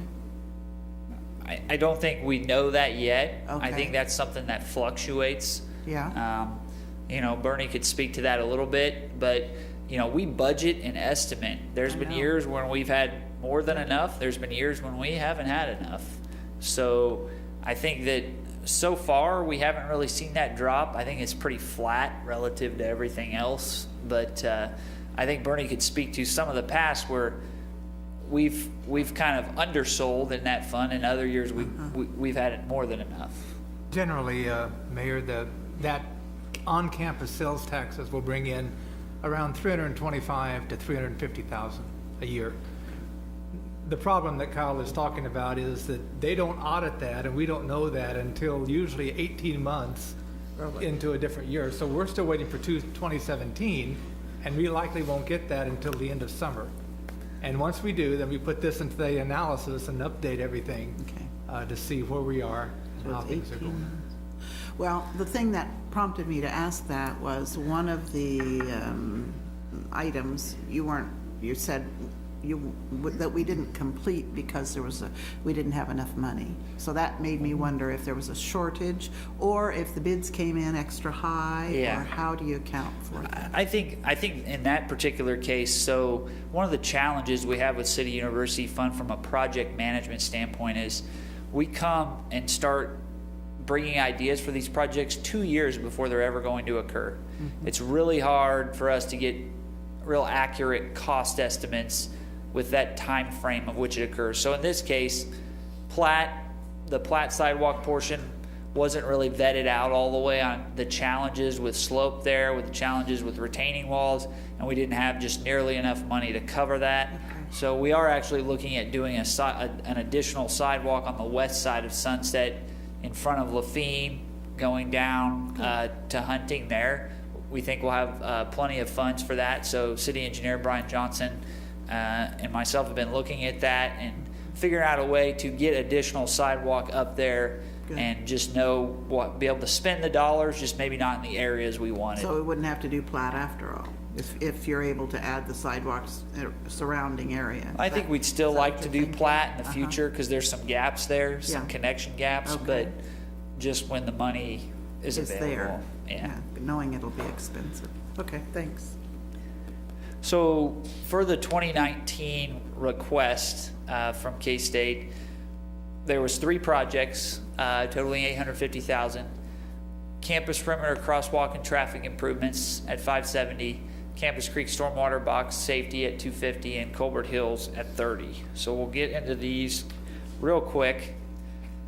The campus perimeter crosswalk and traffic improvements, this project was based off of a 2017 City University project to study the campus edge corridors, basically Denison and North Manhattan. City University funds put in the push and walk style buttons 10 years ago, probably in that range.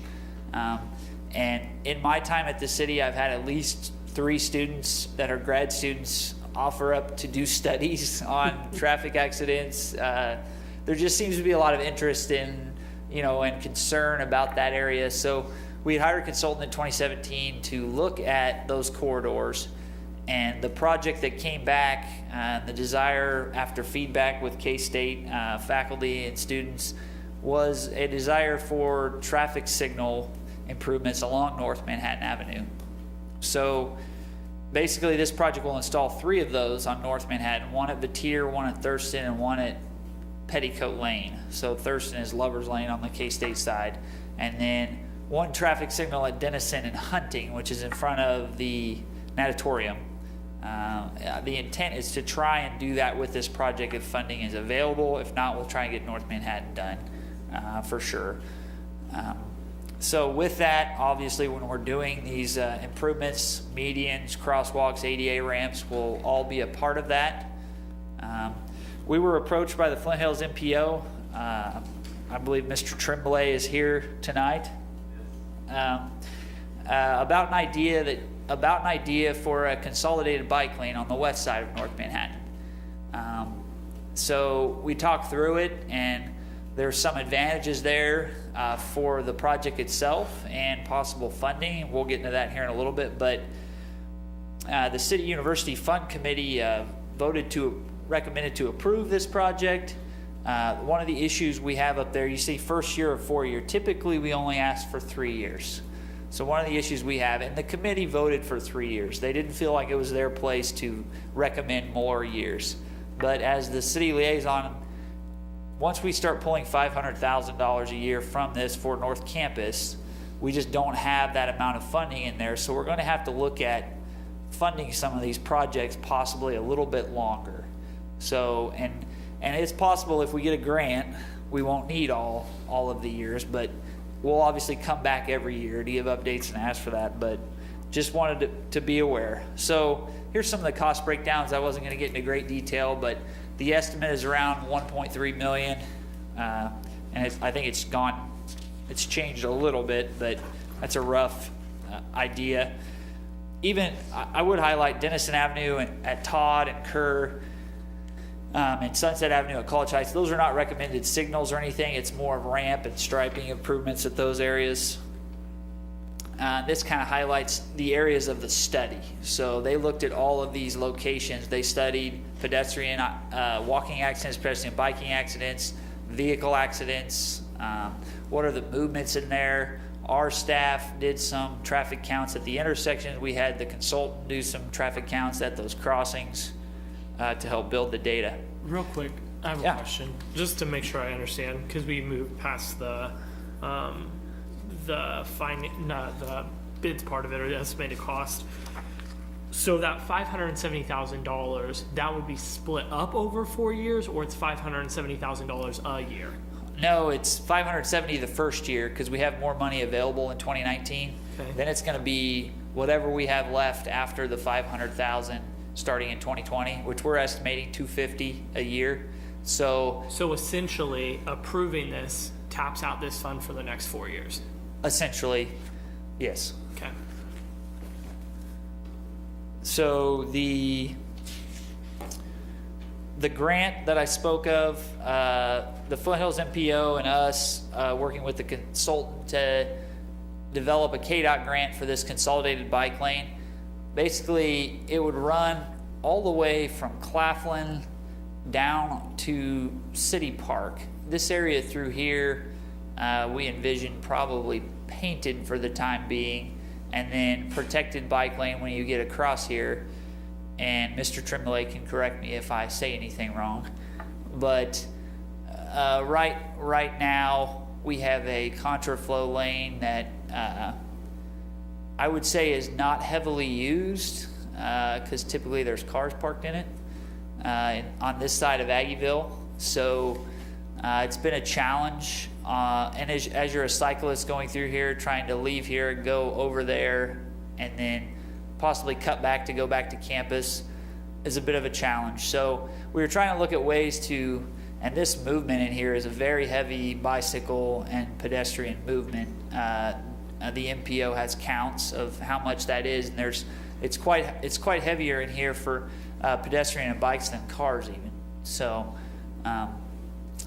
but this grant could be leveraged to assist. So here's a little bit of a picture of what a protected bike lane could look like. So essentially, North Manhattan Avenue has bike lanes on both sides now. The bike lanes would be taken off the sides and would be consolidated on the west side near K-State, and you'd have this protected barrier of some sort. We've seen it where it's painted. We've seen it where it's a full barrier with planters in it. We've seen it where it's something like this. We were envisioning something along these lines that's more protected than just paint. That is actually the planters themselves. We've seen it some places, but somebody's got to maintain that. Somebody's got to take care of that. That's an issue. We do need to be able to move stormwater through there. So this has even changed since then. So here's some financing scenarios for these grants. Signal project, we put it at 1.6 to be conservative. The consolidated bike lane, $2 million. The TA grant is 80-20. The safety grant's 90-10. I will tell you that we are looking at possibly combining these into a safety grant, so they would both be under a safety grant, which is a better match for us. But as you can see, if we were able to leverage some of these grants, we're obviously going to be able to save quite a bit of funding in City University Fund to free it up for other projects. So the intent there is to try and leverage as much as we can. But if we are unsuccessful with getting a grant, we are going to move forward with the Signal project, and we will have it designed in a way that can accommodate this in the future, the protected bike lane, but we will not have the funding to build it out right now. So it would have to be something that we would look at later. Has KDOT been consistently issuing those grants over the last few years? Is there money there for them to issue those grants? So Brian could speak to this a little bit, but safety grants, there is money available. TA grants it's a little, because that's federal dollars. TA grants through the state, it's a little, not tough to get, but a little tougher because, as you know, the state of Kansas has some financial issues with transportation dollars. That's why I want to make sure that we're realistic when we talk about, we have a chance to get these grants. We typically What have is the gotten, realistic chance? there is a cost benefit analysis. There's things that we have to go through for this safety grant to make sure it meets merit. I know that KDOT has expressed interest in a project like this with its multimodal aspects. And I think that we have been successful quite a bit on TA. That's how we pay for a lot of our safe routes to schools. We've done it for a couple other things along those lines. So we have been successful in both of these areas. We're just evaluating, is it best just to combine into one, or do I don't want to compete against safe routes to schools for a consolidated bike lane. So that's something we have to weigh. We don't want to beat ourselves up one way or the other. So, but yeah, it's realistic. There's dollars there, and there's no time frame. Correct me if I'm wrong, Brian, but there's no time frame associated with the safety grant. So the safety grant is a revolving fund, and it's funded through federal gas tax. That's why there's more money in the safety projects right now. The disadvantage with the safety projects is you have to have a positive cost to benefit analysis. TA grants are funded through the state, and there's less money in those right now. TA grants have 4 categories: environmental, which this one wouldn't be, bike and ped, which is what you'd apply for, safe routes to school, which is a different fund, and then also historic. All 4 of those categories don't compete against each other, but there's a maximum amount that KDOT will allow for each year. Typically, it's been in about the $30 million range. The last couple of years, it's been down around 17 or 18 million. The TA grants you're applying against every other city in the state of Kansas. The safety grants, you're only applying against other projects where they have a positive cost benefit analysis. Got it. Thank you. So I think, as Brian said, that's why the thought is maybe we try to look at this from a safety grant perspective first, combining. But I think before we do that, we have to do that cost benefit analysis to make sure it's going to work out for us. Any other questions on that and on that specific project?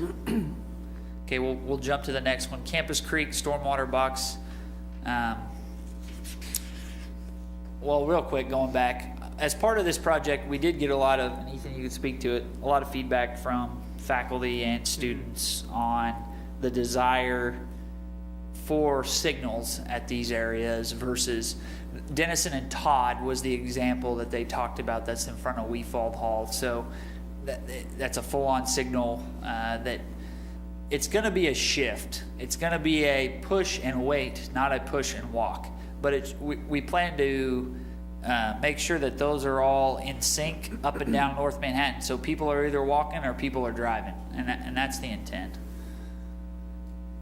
On the Campus Creek Stormwater Box, this is improvements to the inlet box located at Lover's Lane in North Manhattan. That area is prone to flooding during high rain events. We had a flash flood, was it 2 years ago, Brian? Yes, in 2015. We've also modeled this with our downtown watershed model. We do have a contract existing with Bartlett West under our on-call that's started design. K-State has been very gracious and offered to help us pay for some of that, also help us with some of the landscaping improvements. Yeah, overall the project is around $500,000. We're going to use some of our stormwater funds. That flash flood, that area is has a trash rack on the face of that stormwater box that tends to get plugged, and it causes kind of a pooling there, and the water builds up. And students in that flash flood, you probably saw pictures. There was kids riding Shamu along there, and they were kayaking and canoeing. And well, we don't want them kayaking and canoeing around that box because that box goes underground and doesn't come up till around Dairy Queen area. So someone's not going to enjoy going for a ride through there. So the intent is to try and make people aware of that and make that a safer area for and make the improvement for the stormwater itself. That when that flash flood did happen, we had a lot of damage to North Manhattan Avenue that we had to clean up to the road itself as well. So we felt it was a worthwhile improvement. So there's some pictures of the deluge, and this is the area that tends to get plugged along here, and you can see there's some growth around there. It's just once you get a pretty heavy rain, you can't see any of that, so you don't know. Any questions on that one? Last but not least, Colbert Hills Special Assessment.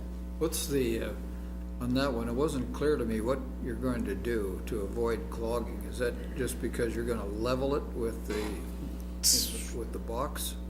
I'll let our city engineer answer that one. So the intent of the project is threefold. One is to make it safer so that we can identify it when it's underwater. That box is rated at 2-year capacity, so it's about 1.5 inch rain, it goes underwater. This project is not going to alleviate that 2-year flooding event because I'm restricted downstream what's underneath Bertrand.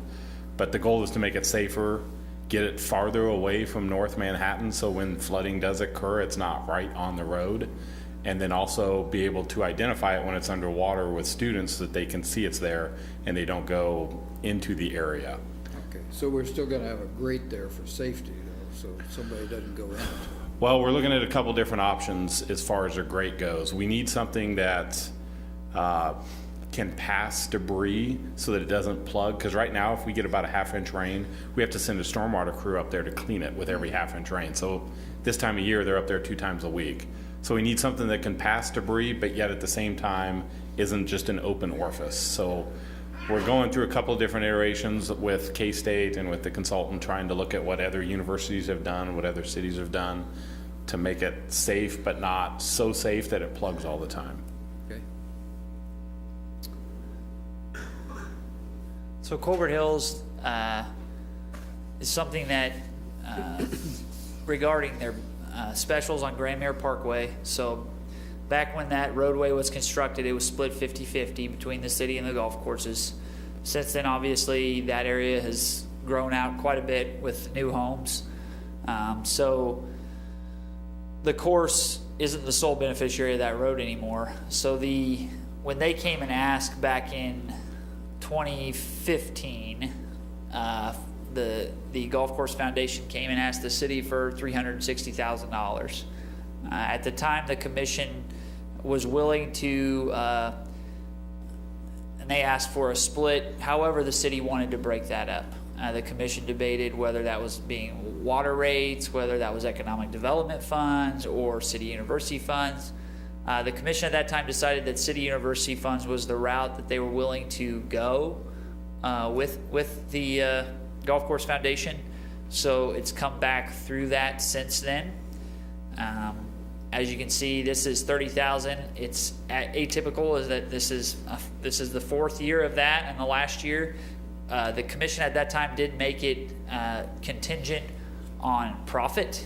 We did pay Colbert Hills the last 2 years. So 2018, they'll send us their books at the beginning of 2019 to review, and then for this 2019, they'll send us at the beginning. They usually send it late January, early February, and we take a look. But basically, the specials on Grand Mare Parkway for them, which ends, I think, they have a couple that come off in 2021 timeframe.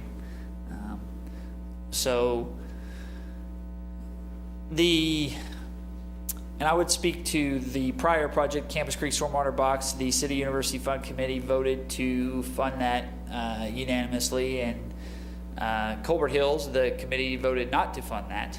It has not in the last 2 years. Future projects, 2020, as I spoke to, the $500,000 over the next 20 years to North Campus Corridor. If we're able to get $250 to $275 for campus perimeter traffic and pedestrian improvement projects, the committee voted on that, as a 3-year piece. I recommend we put it for that 4th year. Unless we get the grant, then, that won't be necessary. But it speaks to what Commissioner McKee was speaking to, that all funds would be committed basically till 2022. So we wouldn't be soliciting new projects because there is no funds to solicit. So we spoke to the committee a little bit about that, and the committee did make a motion to revise the process just to provide updates on the projects to the various parties, including themselves, K-State, the commission involved for those timeframes. We're supposed to provide 3 updates to that committee a year. I would say that's been loose since 1994. So doing a better job of providing those updates and making sure that they're aware of what's going on. So questions, comments? Can you expand on why the committee voted no on the Colbert Hills project? I would say that there's some history there that I wasn't on the commission for, so I'd like to know some more. Well, I think the committee doesn't feel it meets the, comments that I heard, and Ethan filled me in too, and I believe our chair is here. Yes, our chair for this year, Rod Harms, is here. He can speak to it too. Whether that meets the mutual benefit or not definition, I think it was some of the comments, and whether it just really fit as a city university project. I think, the committee voted a couple years ago. I do think when the commission approved that back in 15, 16, I don't know whether they should have just said, we're just going to put this money towards city university. They put it in the process every year. So it's been a point of conflict because maybe it shouldn't have gone back in the process every year. We should have just, if they just wanted to fund it, we should have looked at doing that. But I know that that's been the rub, really, the vibe I've gotten from that and from the comments. If the committee said no, why is it being presented to us now, here? So you, as a governing body, can recommend or deny or send back to K-State to recommend other. So the 30,000 you could recommend or deny, whether the committee approved or not, or you can send back to K-State for a different project. I guess I guess it's maybe just my misunderstanding of the process. But did the committee not say there's no other kinds of projects that you guys talk about that you decide aren't? We present the projects that make it through the process to that point. Got it. Yeah. Okay. Thank you. I would just say that, Jared, in the last several years, I have voted against this project because it is not Kansas State University. And the agreement was with the annexation of Kansas State University, we agreed to do mutual projects. But this is the K-State Golf Course Foundation that I don't consider part of Kansas State, part of the Kansas State University. Anyway, so, and it's just, some years I'm the only no vote, so it has passed in past years. And a little bit to add on to that is, it was done in good faith by previous commissions, mainly because there was lots of discussion about special assessments, I think. And during that development, that wasn't taken into consideration when some of the infrastructure was put in place. And this was for a 3-year limit, I think, and we suggested at the time to go, originally they came to the city, and we said it probably should go to City University because of the K-State connection there, and we left it up to them. And it was in a good faith, like I said, process, mainly because of the special assessments at that time. Jared, maybe you can, Kyle. Jared. Kyle. Jared's got more hair than me. That's right. I was blinded by the reflection. I do what I can. Maybe you can say something about the 50-50 versus Sure. what would happen today, and then the relationship that we discussed of the K-State Foundation at Colbert Hills. Go ahead, Ron. I'll tackle that. It kind of rose in my era of things. And so really, if you go back and look at the Colbert Hills Golf Course was the first thing that was developed out there, and then the master plan was developed and the subdivisions gradually came in. And so but you had to have a way to get to the golf course. And so the city and the golf course created a benefit district to pay for it. Well, there's no way to, after the fact, and actually, for the most part, the golf course isn't really adjacent to the roadway. It's just the transportation stream to get you there. And so all of the subdivisions that went in that are adjacent to the roadway aren't paying for any of that roadway, as opposed to Miller Parkway. All of those subdivisions are helping to pay for that roadway. So the argument could be is that they have maybe an undue burden of having to pay 50% of the cost of that roadway. And there were a lot of other things that happened with that. Originally, it was supposed to be industrial revenue bonds issued by the county with a tax break, and then there was a change in the elections, and the county didn't support that. So then they had to come to and the county was going to build the road, and then so then it came back to the city. So there's just a long history there of that aspect, and you know, the profitability of golf course play has ebbed and flowed, and there is a tie. I mean, they use for instruction. There's a degree program that uses the course to teach golf course management. So it is the foundation. It's a not-for-profit foundation, and so you know, there's arguments both ways, and I certainly respect all those opinions. One of the other questions I had was, I think there is a project for a sidewalk from Claflin, I think it says from Claflin along North Manhattan to McCain. And I was trying to figure out, I mean, it's not what you presented here. This one is, the one I saw is from Lover's Lane in. Yeah, that's a FERDA project. So earlier when I talked about FERDA, we got FERDA funds to do that project on the south side of the road from North Manhattan over to McCain, where people park on the south side there. Yeah, different funding source. But yeah, we're in the process of working through that right now, trying to get right away and get this one goes on the south side of the business school and the residence. And then the Lover's Lane is the one that goes on the north side of the residence. Is that right? The 2018 project you're talking about on Lover's Lane is on the south side of Lover's Lane from the business school west to the roundabout. Yeah. But you're on the north side of the business school, aren't you? Correct. Yeah. I just walked over there the other day going to a meeting out at Staley, and it is circuitous. And it was muddy too, so that's probably a decent place for a sidewalk. You find out where all the tracks are going and then put a sidewalk under it. Look for the cow paths. Yeah. And you said it at the last, because I was going to ask the question, but we've had this discussion for a couple of years now of the benefits of having traffic flowing or not, so that the students are safer. When the red light comes on, everybody goes across. When the green light comes on, then the cars all go.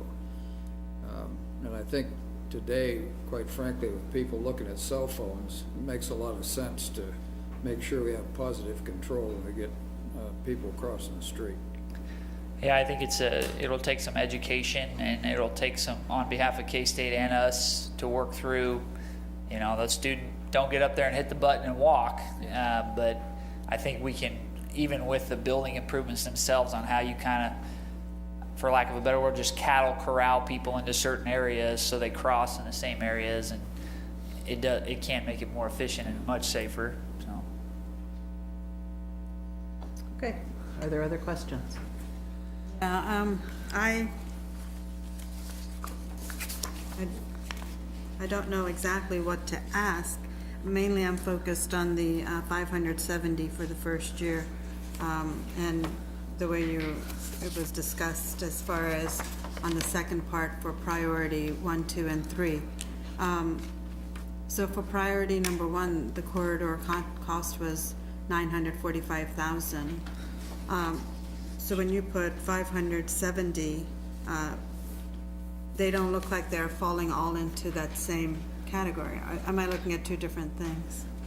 Where are you talking about, Commissioner Reddy? I'll go back. That one. Oh, this right here? Yeah. These are some rough cost estimates done in 2017 by the consultant. Okay. That we'll have to update. We knew that This is everything that was done in that Campus Edge study. Basically, to get it done was 1.3 million. So the 570, what I talked about at Denison and Hunting, Yeah. whether that becomes a full signal or not, it does warrant it in the study. But we talked about that 570 and then 250 to whatever we have remaining in city university funds for the next couple of years to help go and pay for all of these improvements as much as we can get done within that. So some of that's going to be depending on how much bids come back. You know, we can bid it out as an alternate to see what it might come back as and if we can afford it.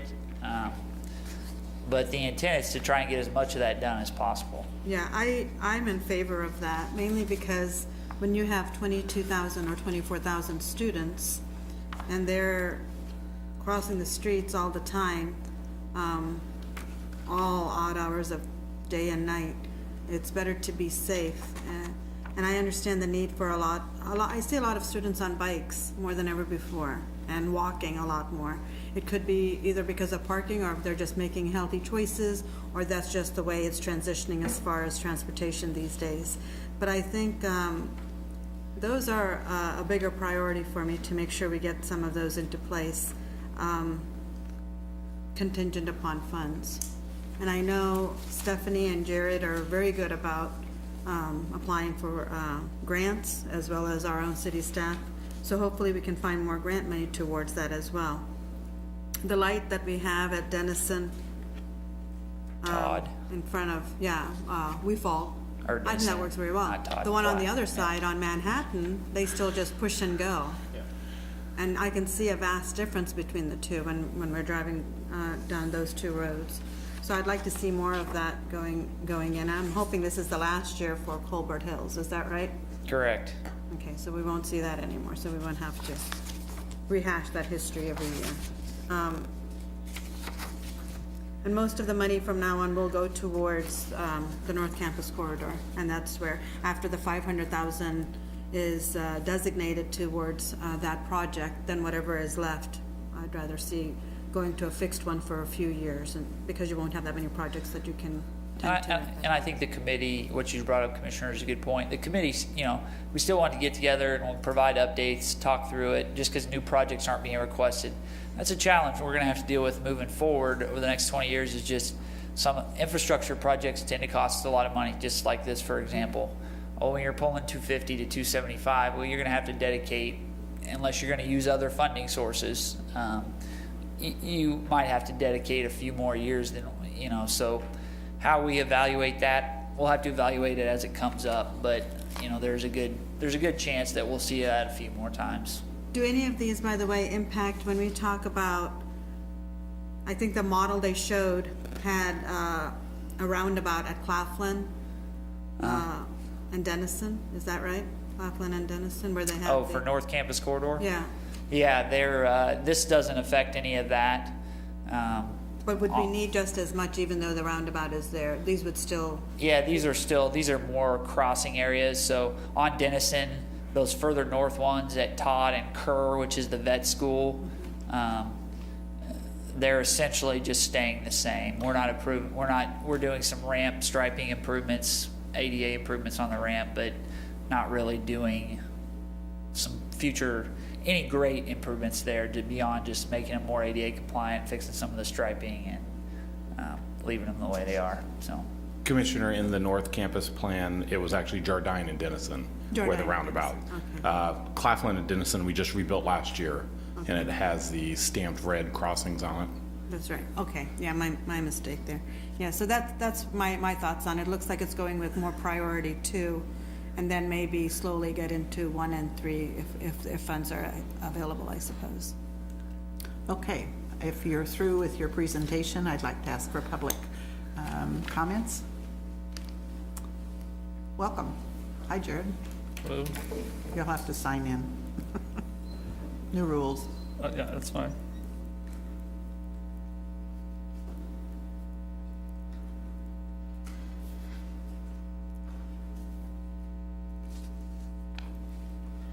Good evening. My name is Jared Tremblay. I live at 525 Wickham. I have permission to speak. Oh, just proceed, please. Okay. I'm here tonight because It's not that bad yet. I work with and I'm representing the Flint Hills Wellness Coalition, and for those of you that don't know, that is it's an organization made up of organizations throughout the city and the region, and it's to promote a healthy and equitable community to make Manhattan a better place to live. And so to that end, when the coalition heard about these two projects, thought they were a good idea, it met those goals of the coalition. And so a petition was started, actually 2 petitions were started. And so there was a change.org petition, and then also some in-person surveying of people walking and biking that use these facilities day to day. And so I have the results of those here, have those available for you should you decide to move on a grant. KDOT likes that sort of thing. But in just over 2 weeks, we had 218 people sign in support of the traffic signals and crossings along North Manhattan Avenue. And we had 355 people sign their support for the 2-way protected bike lane. And the reason for that is because a protected bike lane is the gold standard. It's what everyone is doing around the country. It is the best option available, particularly in this location, because it gets people from Aggieville to where they want to go on K-State, and it creates safety for all users. It gets bikes off the sidewalk for pedestrians. It gets bikes their own safe area where they want to go, and for drivers, it gets bikes in their designated location with fewer conflict points. So it really is a good solution, we think. And with that, we just wanted to express the support we've seen for these projects. So thank you.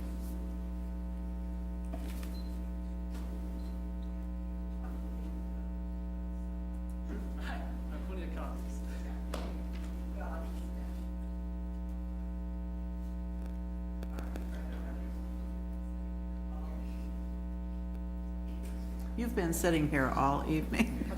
If you'd like to come forward, please. Certainly. And sign in, yeah.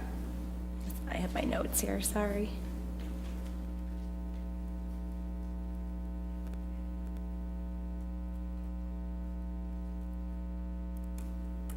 So I'm Jess Kerr. I live at 2205 Grandview Drive. I'm a Manhattan resident and mother of 2 small children.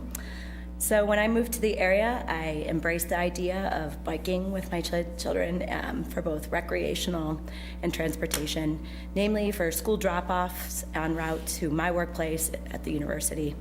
And so I live off Anderson Avenue, where there's no shoulder to bike safely, and with an adolescent cyclist and a toddler in tow, this has left me using my vehicle far more frequently than I would like, living in a city in such close proximity to our elementary school and place of employment.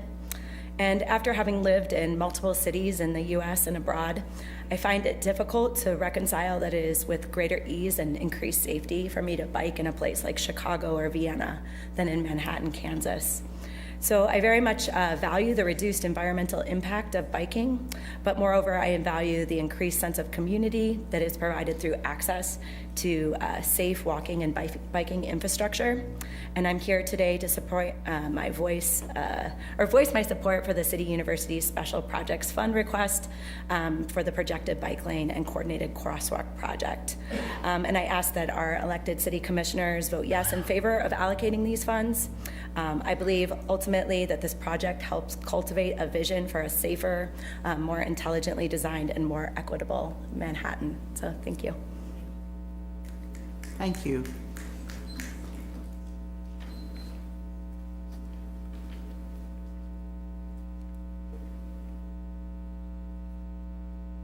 This is not quite long enough to write my last name. I'm Carrie Fraticelli, and along with my husband, we live on Jarvis Drive. Agenda item, I don't know.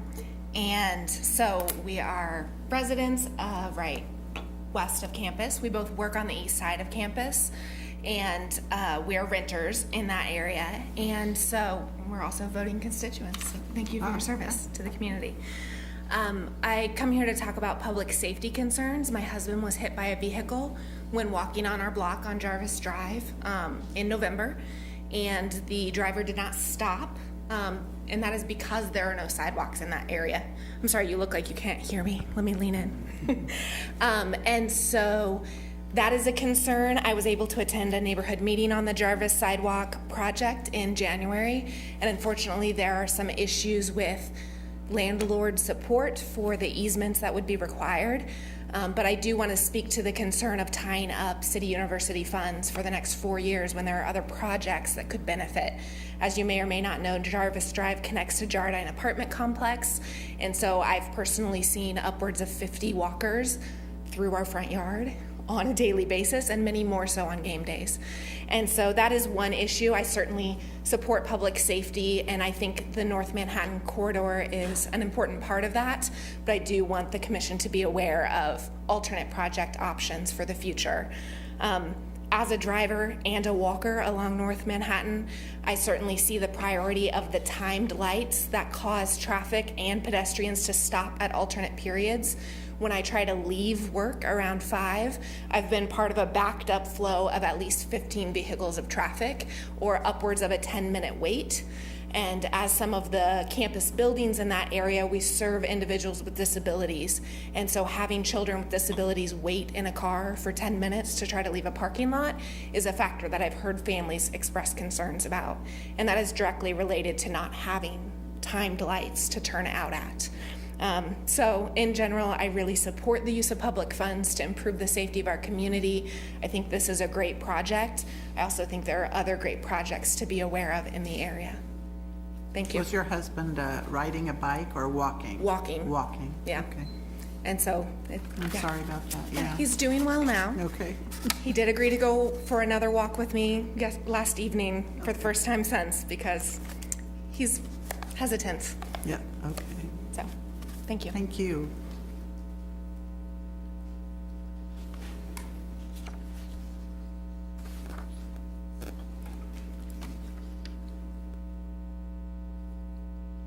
My name also doesn't fit. I'm Wendy Slasner. I live at 1240 Lafayette Drive. And it's a little late, so I'm going to read from my paper.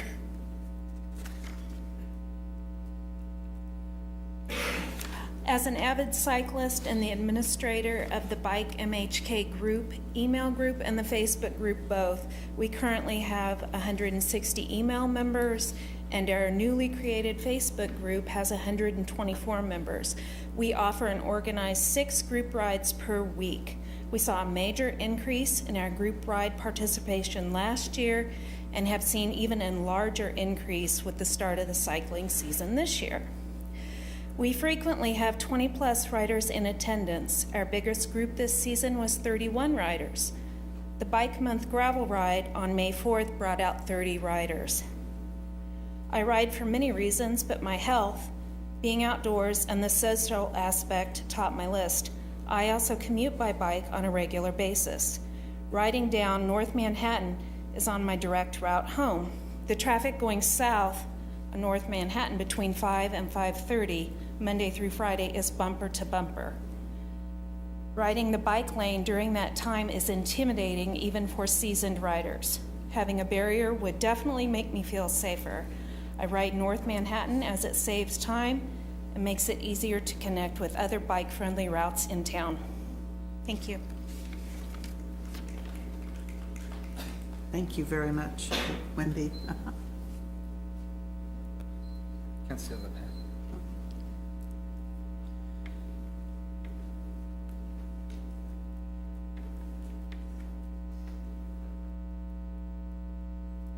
Hi. Yes, Gavin Colton from 418 Points Avenue. I'm also an avid cyclist. My main mode of transport is by cycling. I drive occasionally. The road that I spend most of my time on is driving down points. I take points largely because of the disregard that I feel like drivers have in this area for yield signs. If I want to take Laramie, or if I want to take Humboldt, or any of those streets that kind of bring me more toward campus, there's been numerous times where I've had to jam on. I've come off my bike numerous times, and was almost hit this month. Had a close call with a car that ran through a yield sign. And then driving down points, for the most part, when I'm leaving early in the morning, isn't so bad. During peak hours, it can be a little bit busier, and in similar fashion to Wendy, it can be a little bit intimidating, without that kind of protection. That I think cyclists at this stage, given the kind of community that I think cyclists here and around town have demonstrated, I think that at this stage they warrant that kind of safety and those kinds of affirmative action toward Sounds like cyclist well-being. You have to be extra defensive and which is unfortunate. Particularly riding in a group of 2 or 3 can sometimes be a little bit safer. But for the most part, I'm leaving my place on my own. I'm coming home on my own, and I think that it's important that not only for cyclists, but I think as somebody that drives occasionally, I don't necessarily want to have to negotiate narrow lanes and lack of space for drivers. Sure.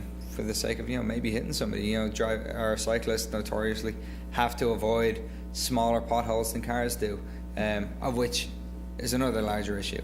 Yeah. And to bring it back to my earlier point about parking, think about ways in which continuing to invest in cycling infrastructure in relation to vehicular traffic might be a way to counteract parking structures in a way that also promotes community, environment and safety.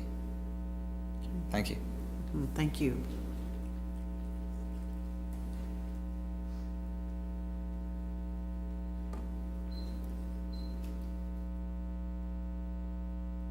My name is Mark Nelson, 1219 Kearney.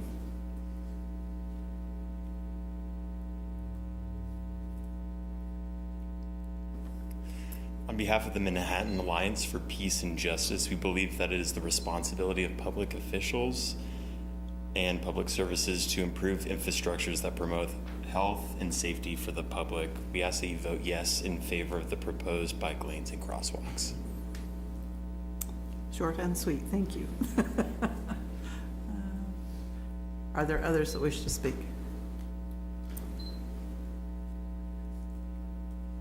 Good evening. My name is Rod Harms, and I am the chair of the City University Fund. My address is 101 Waterbridge Road, and I wanted to speak to the committee, the University Fund committee process that Jared alluded to earlier. I think the majority of the committee sees ourselves as a recommending body, as stipulated in the memorandum. And as Kyle mentioned, with the funds being designated, per se, for the years to come, our attention that we challenged staff with was to get us those written reports twice a year and use the annual meeting that we recently had in preparation of this meeting for that verbal report. I would tell the citizenry that I believe, notwithstanding the directives that's coming from the President's office and the university, that committee will continue to hear and be the place to set forth alternative opinions, but simply put, we recommend those that are presented from the President's office. So we appreciate all the input and the effort, as both gentlemen mentioned. It is a long process, and it is somewhat confusing, 17, 18, 19, how those projects feed together. But we see, as the committee, we can be that auditing agency, if you will, that says, now why didn't we get that sidewalk on plat? And listen to the staff's explanation. So thank you very much, and would be happy to answer any other questions about our process that we went through. I'm glad to know that your committee will continue to function, and because it will document the use of the money over the time that we're committed to this to using it all up without much discretion. And we're choosing. I think the members of the committee, as you have seen on the Colbert Hills, if in a given year they feel something was more important, I think you will see that through their negative vote. Right. Thank you, Rod. Thank you.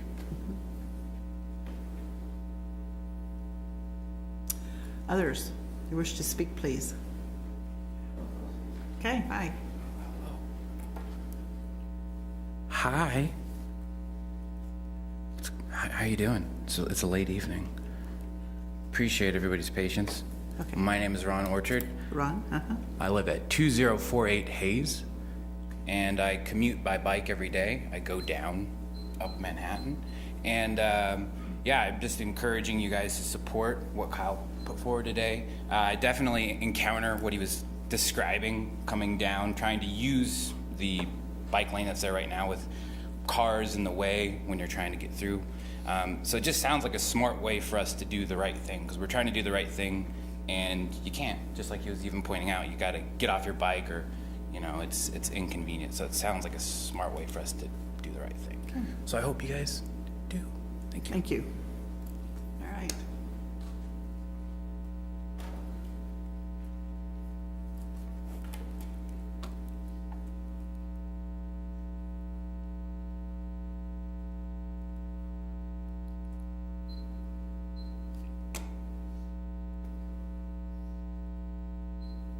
Good evening. Hayden Wiley here from 527 Bertrand, representing the Pathfinder and the Manhattan cycling community in general. The agenda tonight is a great idea in regard to getting a safer bike lane on Manhattan Avenue. Speaking with most of these residents, it's terribly, sometimes scary and unsettling going down Manhattan Avenue in general with cars going on, the bike lane that is on one side and the bike lane that is on the other. Consolidating them into one would be a great idea, and then protecting that just so commuters in general can have a way safer experience. Because if you're unseasoned and you're just kind of cycling in general, a lot of those people find themselves on the sidewalks, which is then preventing more activity on a sidewalk where a bike should be is on the street. So if we make that a lot safer and protected, I think that's going to improve decluttering sidewalks so students can get to class safer, and then people who are commuting to work, school, and anywhere in the Manhattan area can have a safe sense of getting there without having to worry about getting hit by a car. So anyway, we urge you to please push this through. It's a big thing. Kind of big thing in Kansas would be getting a protected bike lane in Manhattan. KC doesn't really have it. Lawrence doesn't really have it. Let's push it through so we can have Manhattan have it. So thank you guys. Thank you. Hello. Do this fast. My name's RJ Youngblood. I live at 1405 Pierre Street. I just want to say, in our joint support of our community and K-State students, I'd like to highlight that we do have a lot of first-generation or low-income students that want to thrive at K-State. And I think that sometimes these students might not have access to a vehicle, or parking is really expensive on campus and need to use walking or cycling as a way to make it to their educational opportunities on campus. So I just want to highlight that I think that voting yes to advance the projects of the traffic light and the bicycling lane will positively impact our community in ways that help all to have access to a great education at K-State. Thank you.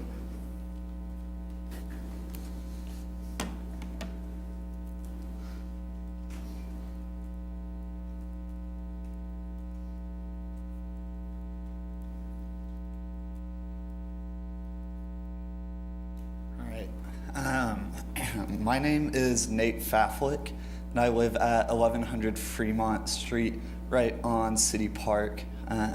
So I'm currently a full-time student at K-State, and I typically work about 30 hours throughout the week to help support my way through college. And for me, that typically involves getting up around 5:30 to be on the road to head into work, to be there by 6 o'clock in the morning. And I rely on my bike as my main form of transportation for this. Riding that early in the day, I know that I'm not on the radar for people in their vehicles, and that definitely heightens my risk for being hit just because they aren't expecting to see anyone out on the road that early in the morning. And then I also spend a lot of late nights on campus, and riding back home definitely is not always the safest option for me, but I'm also not gonna wake up 30 minutes earlier so I'm able to walk. So I think this protected bike lane will definitely help people that are riding at those untraditional hours be a lot more safer and be at less risk for being hit by cars. So thank you guys for your time. Thank you.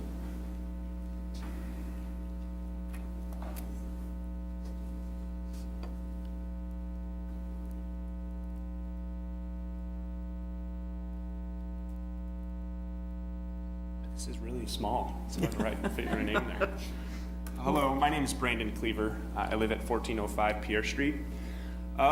So tonight we've heard comments about equity, safety, families, education. I think it's important to remember all of that when we're thinking about what this protected bike lane and the coordinated signals would represent.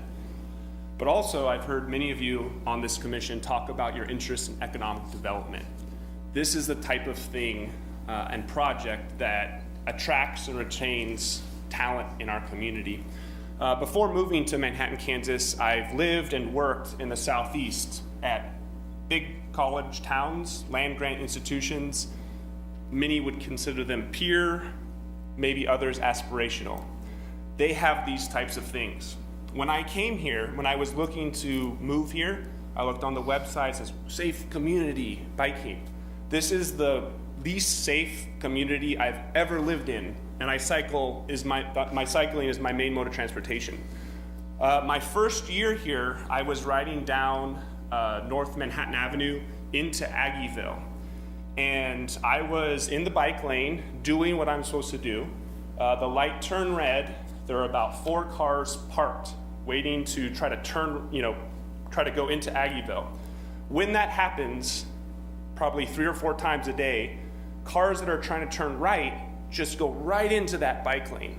So I think I had worked probably a 12-hour day working on a grant to bring to our community. As I was riding down, a car just came right into the bike lane and I was hit, right?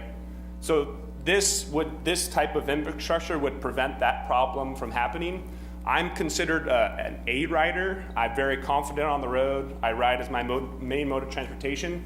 But I think about the young children who are trying to ride their bike to schools. What message are we sending to them when they don't feel safe following the rules of the road when they're trying to get to school? Or about the K-State students who are trying to go to Aggieville and spend time studying at Radina's or Blue Stem, frequent the businesses there. These are the types of things that attract and retain and create the community that I think many of you talk about. So I think we should look at this as an issue of equity. We should see this as an issue of education. We should see this as an issue of economic development. It's really an investment for our community, and I encourage all of you to vote yes for both of these projects. Thank you very much. Okay, is there anyone else that wishes to speak this evening? Anyone else? All right, I'll close the I'll add one more thing. Public comment section. And The only thing I'd like to add, Mayor, is I did mention earlier, but the Bicycle and Pedestrian Advisory Committee, John Adams, they provided 2 letters of support for these projects as well. They met. So earlier we had Bike Month.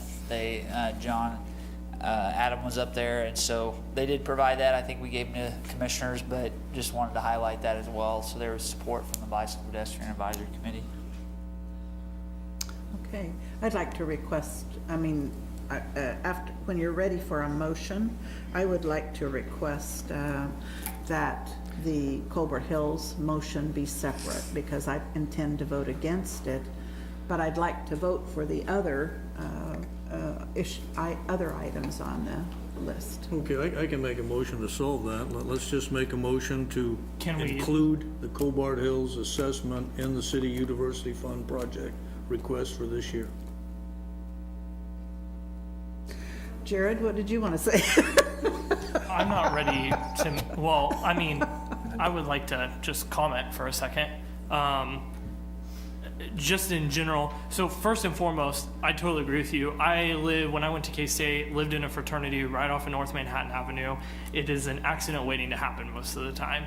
Whether you're driving down North Manhattan Avenue or you are a pedestrian, when you're driving, you don't always see those traffic signals when someone pushes them, and when you're walking, sometimes I feel like we think we're invincible, and we press the button and we just start walking. One of my fraternity brothers is actually also hit in the bike lane when I was going to school. So totally understand the concern. And I think these improvements are needed improvements. My only hesitation is I'm not a very big fan, and I hope we don't make a habit of this, of tapping out funds for future commissions. I feel like, 2 years from now, there's going to be potentially a new set of commissioners, and we just somewhat handicap their decision-making by allocating all of this money in this fund potentially over the next 4 years. So the only thing that I would encourage is that if we move forward with this tonight, that we, as the member of the public commented, other things that may have fell into this fund previously, we consider as capital improvements and find another way to fund them. That's my only hesitation with this. It's a new set of commissioners in 2 years, and we're making this decision for them. So, Commissioner, one thing that we're still bound by cash basis law. So every year that request, that future commission could say, we'll use something else for that 275, and we could have a different project that come in there of that 250. They have the ability, they would just have to find, as of now, for us to do this project, we have no other funding sources. So that's why it was recommended, but in the future, that we're still gonna bring back that every year for approval. It's part of that process, but the recommendation. And that includes the 500,000 for the North Corridor. Yeah, that'll even Each come one back of every those year. full allocations has to be approved annually. Yeah. So if they do have a project, it's hard. I agree with you. Sometimes the structures of these, what I found being a new commissioner, is that then we have arguments every year about what fund this should come out of. We do it with the conference center every single year.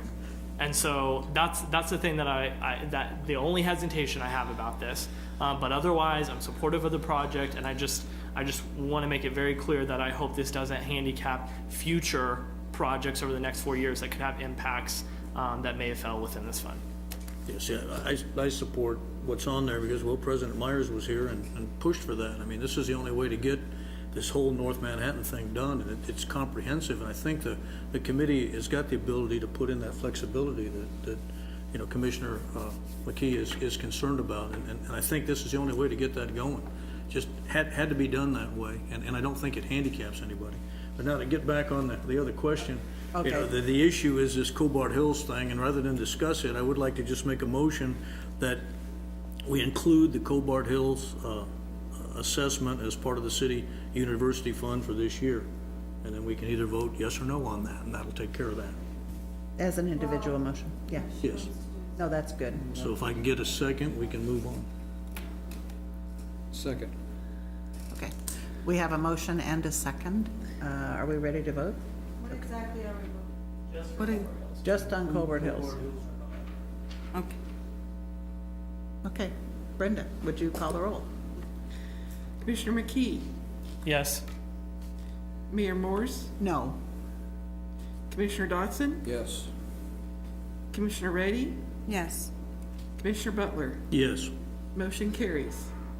Okay, and then I'll make the motion that we direct city administration to incorporate the 3 projects from Kansas State University into the 2019 city budget. I second, and I have a comment. Now, yeah, please, after you've Sure. seconded. Yeah. Well, I course. don't know. Yeah. After 3 or 4 hours of sitting.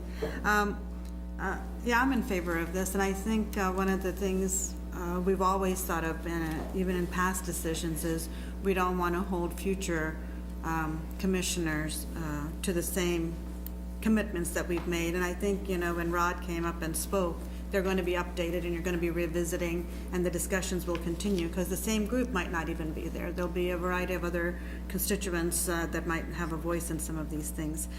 So I'm in favor of it. But what I see as a bigger picture is Manhattan, there's a culture shift, and the generation that's coming in now is not as reliant on cars as we are. And I see it no matter where I go. I see more students and millennials, young professionals using bikes more than ever before. So I think within that culture shift, we've talked about education before, but we also need to educate our drivers as well as our riders it can't be us against them. This is it's a very good community. 99% of the people have really good intentions. They don't mean to harm anybody, but accidents happen, mainly because lack of knowledge or on how to use the same roads that we have. So I don't know how to improve that. I don't know if that comes from Kansas State University. I don't know if it comes from the city. I don't know what kind of marketing that takes. And it has to start in kindergarten, maybe even in preschool, on how to use sidewalks and bike lanes and all of this. So that's a major thing as far as public safety itself. Even though we make these improvements, accidents are still going to happen. So unless we change behavior. But other than that, I think this is, again, a progressive way to go for Kansas State University as well as the city of Manhattan when we're looking at improving our high density in the urban core residential area. We're going to see more people using bikes more than ever before. And this is one of the key reasons we need to think about bikes as a major part of our infrastructure in the future as well. Just a comment while we have all the bike riders here. One of my safety items is the way that you dress. If you're not visible, the chances of getting hit go way up. So I don't know how many riders that I see this time of night or later in dark clothing. And just like when you're doing other sports, you ought to have a strap on or something so that you can see that reflectivity. And you ought to have a light on your bicycle, that's required. So, when we're talking about motorist behavior, we want to make sure you only get one chance. The motorist might get another one. So please dress appropriately, have your bike outfitted appropriately so we reduce the chance of that car to bike accident. That could be a commercial we could run on our cable channel periodically. Just to say that I am pleased with the partnership that Kansas State University and the City of Manhattan have had over the years with regard to this annexation condition. And the way that it has helped both of us is just the kind of partnership that I would like to see happen in a lot of other ways and with other entities. But I'm pleased that we are partners with K-State.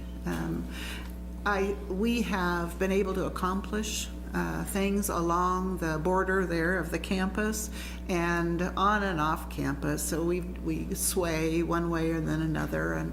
But I just think about all the good things that we have accomplished. And you look at them now and you don't know what happened 20 years ago or 15 years ago. But it all makes a difference for the citizens here in our community.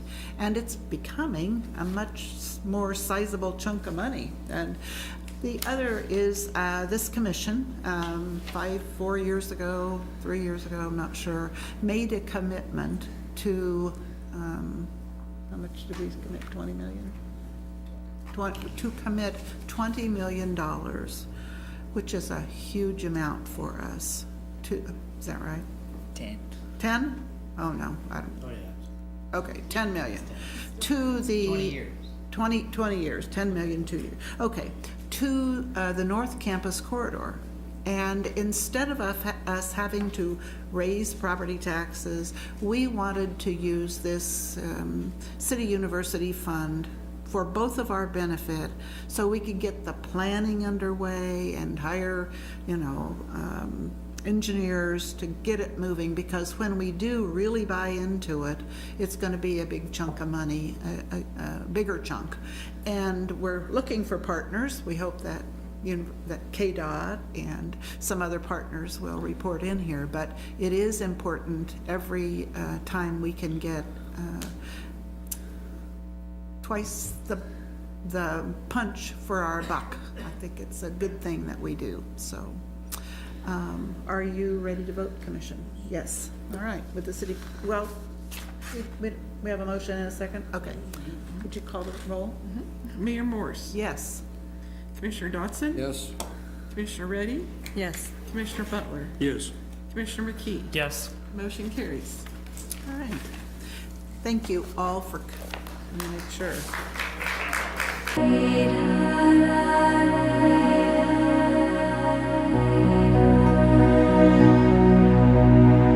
Once you had gold, once you had silver, then came the rain.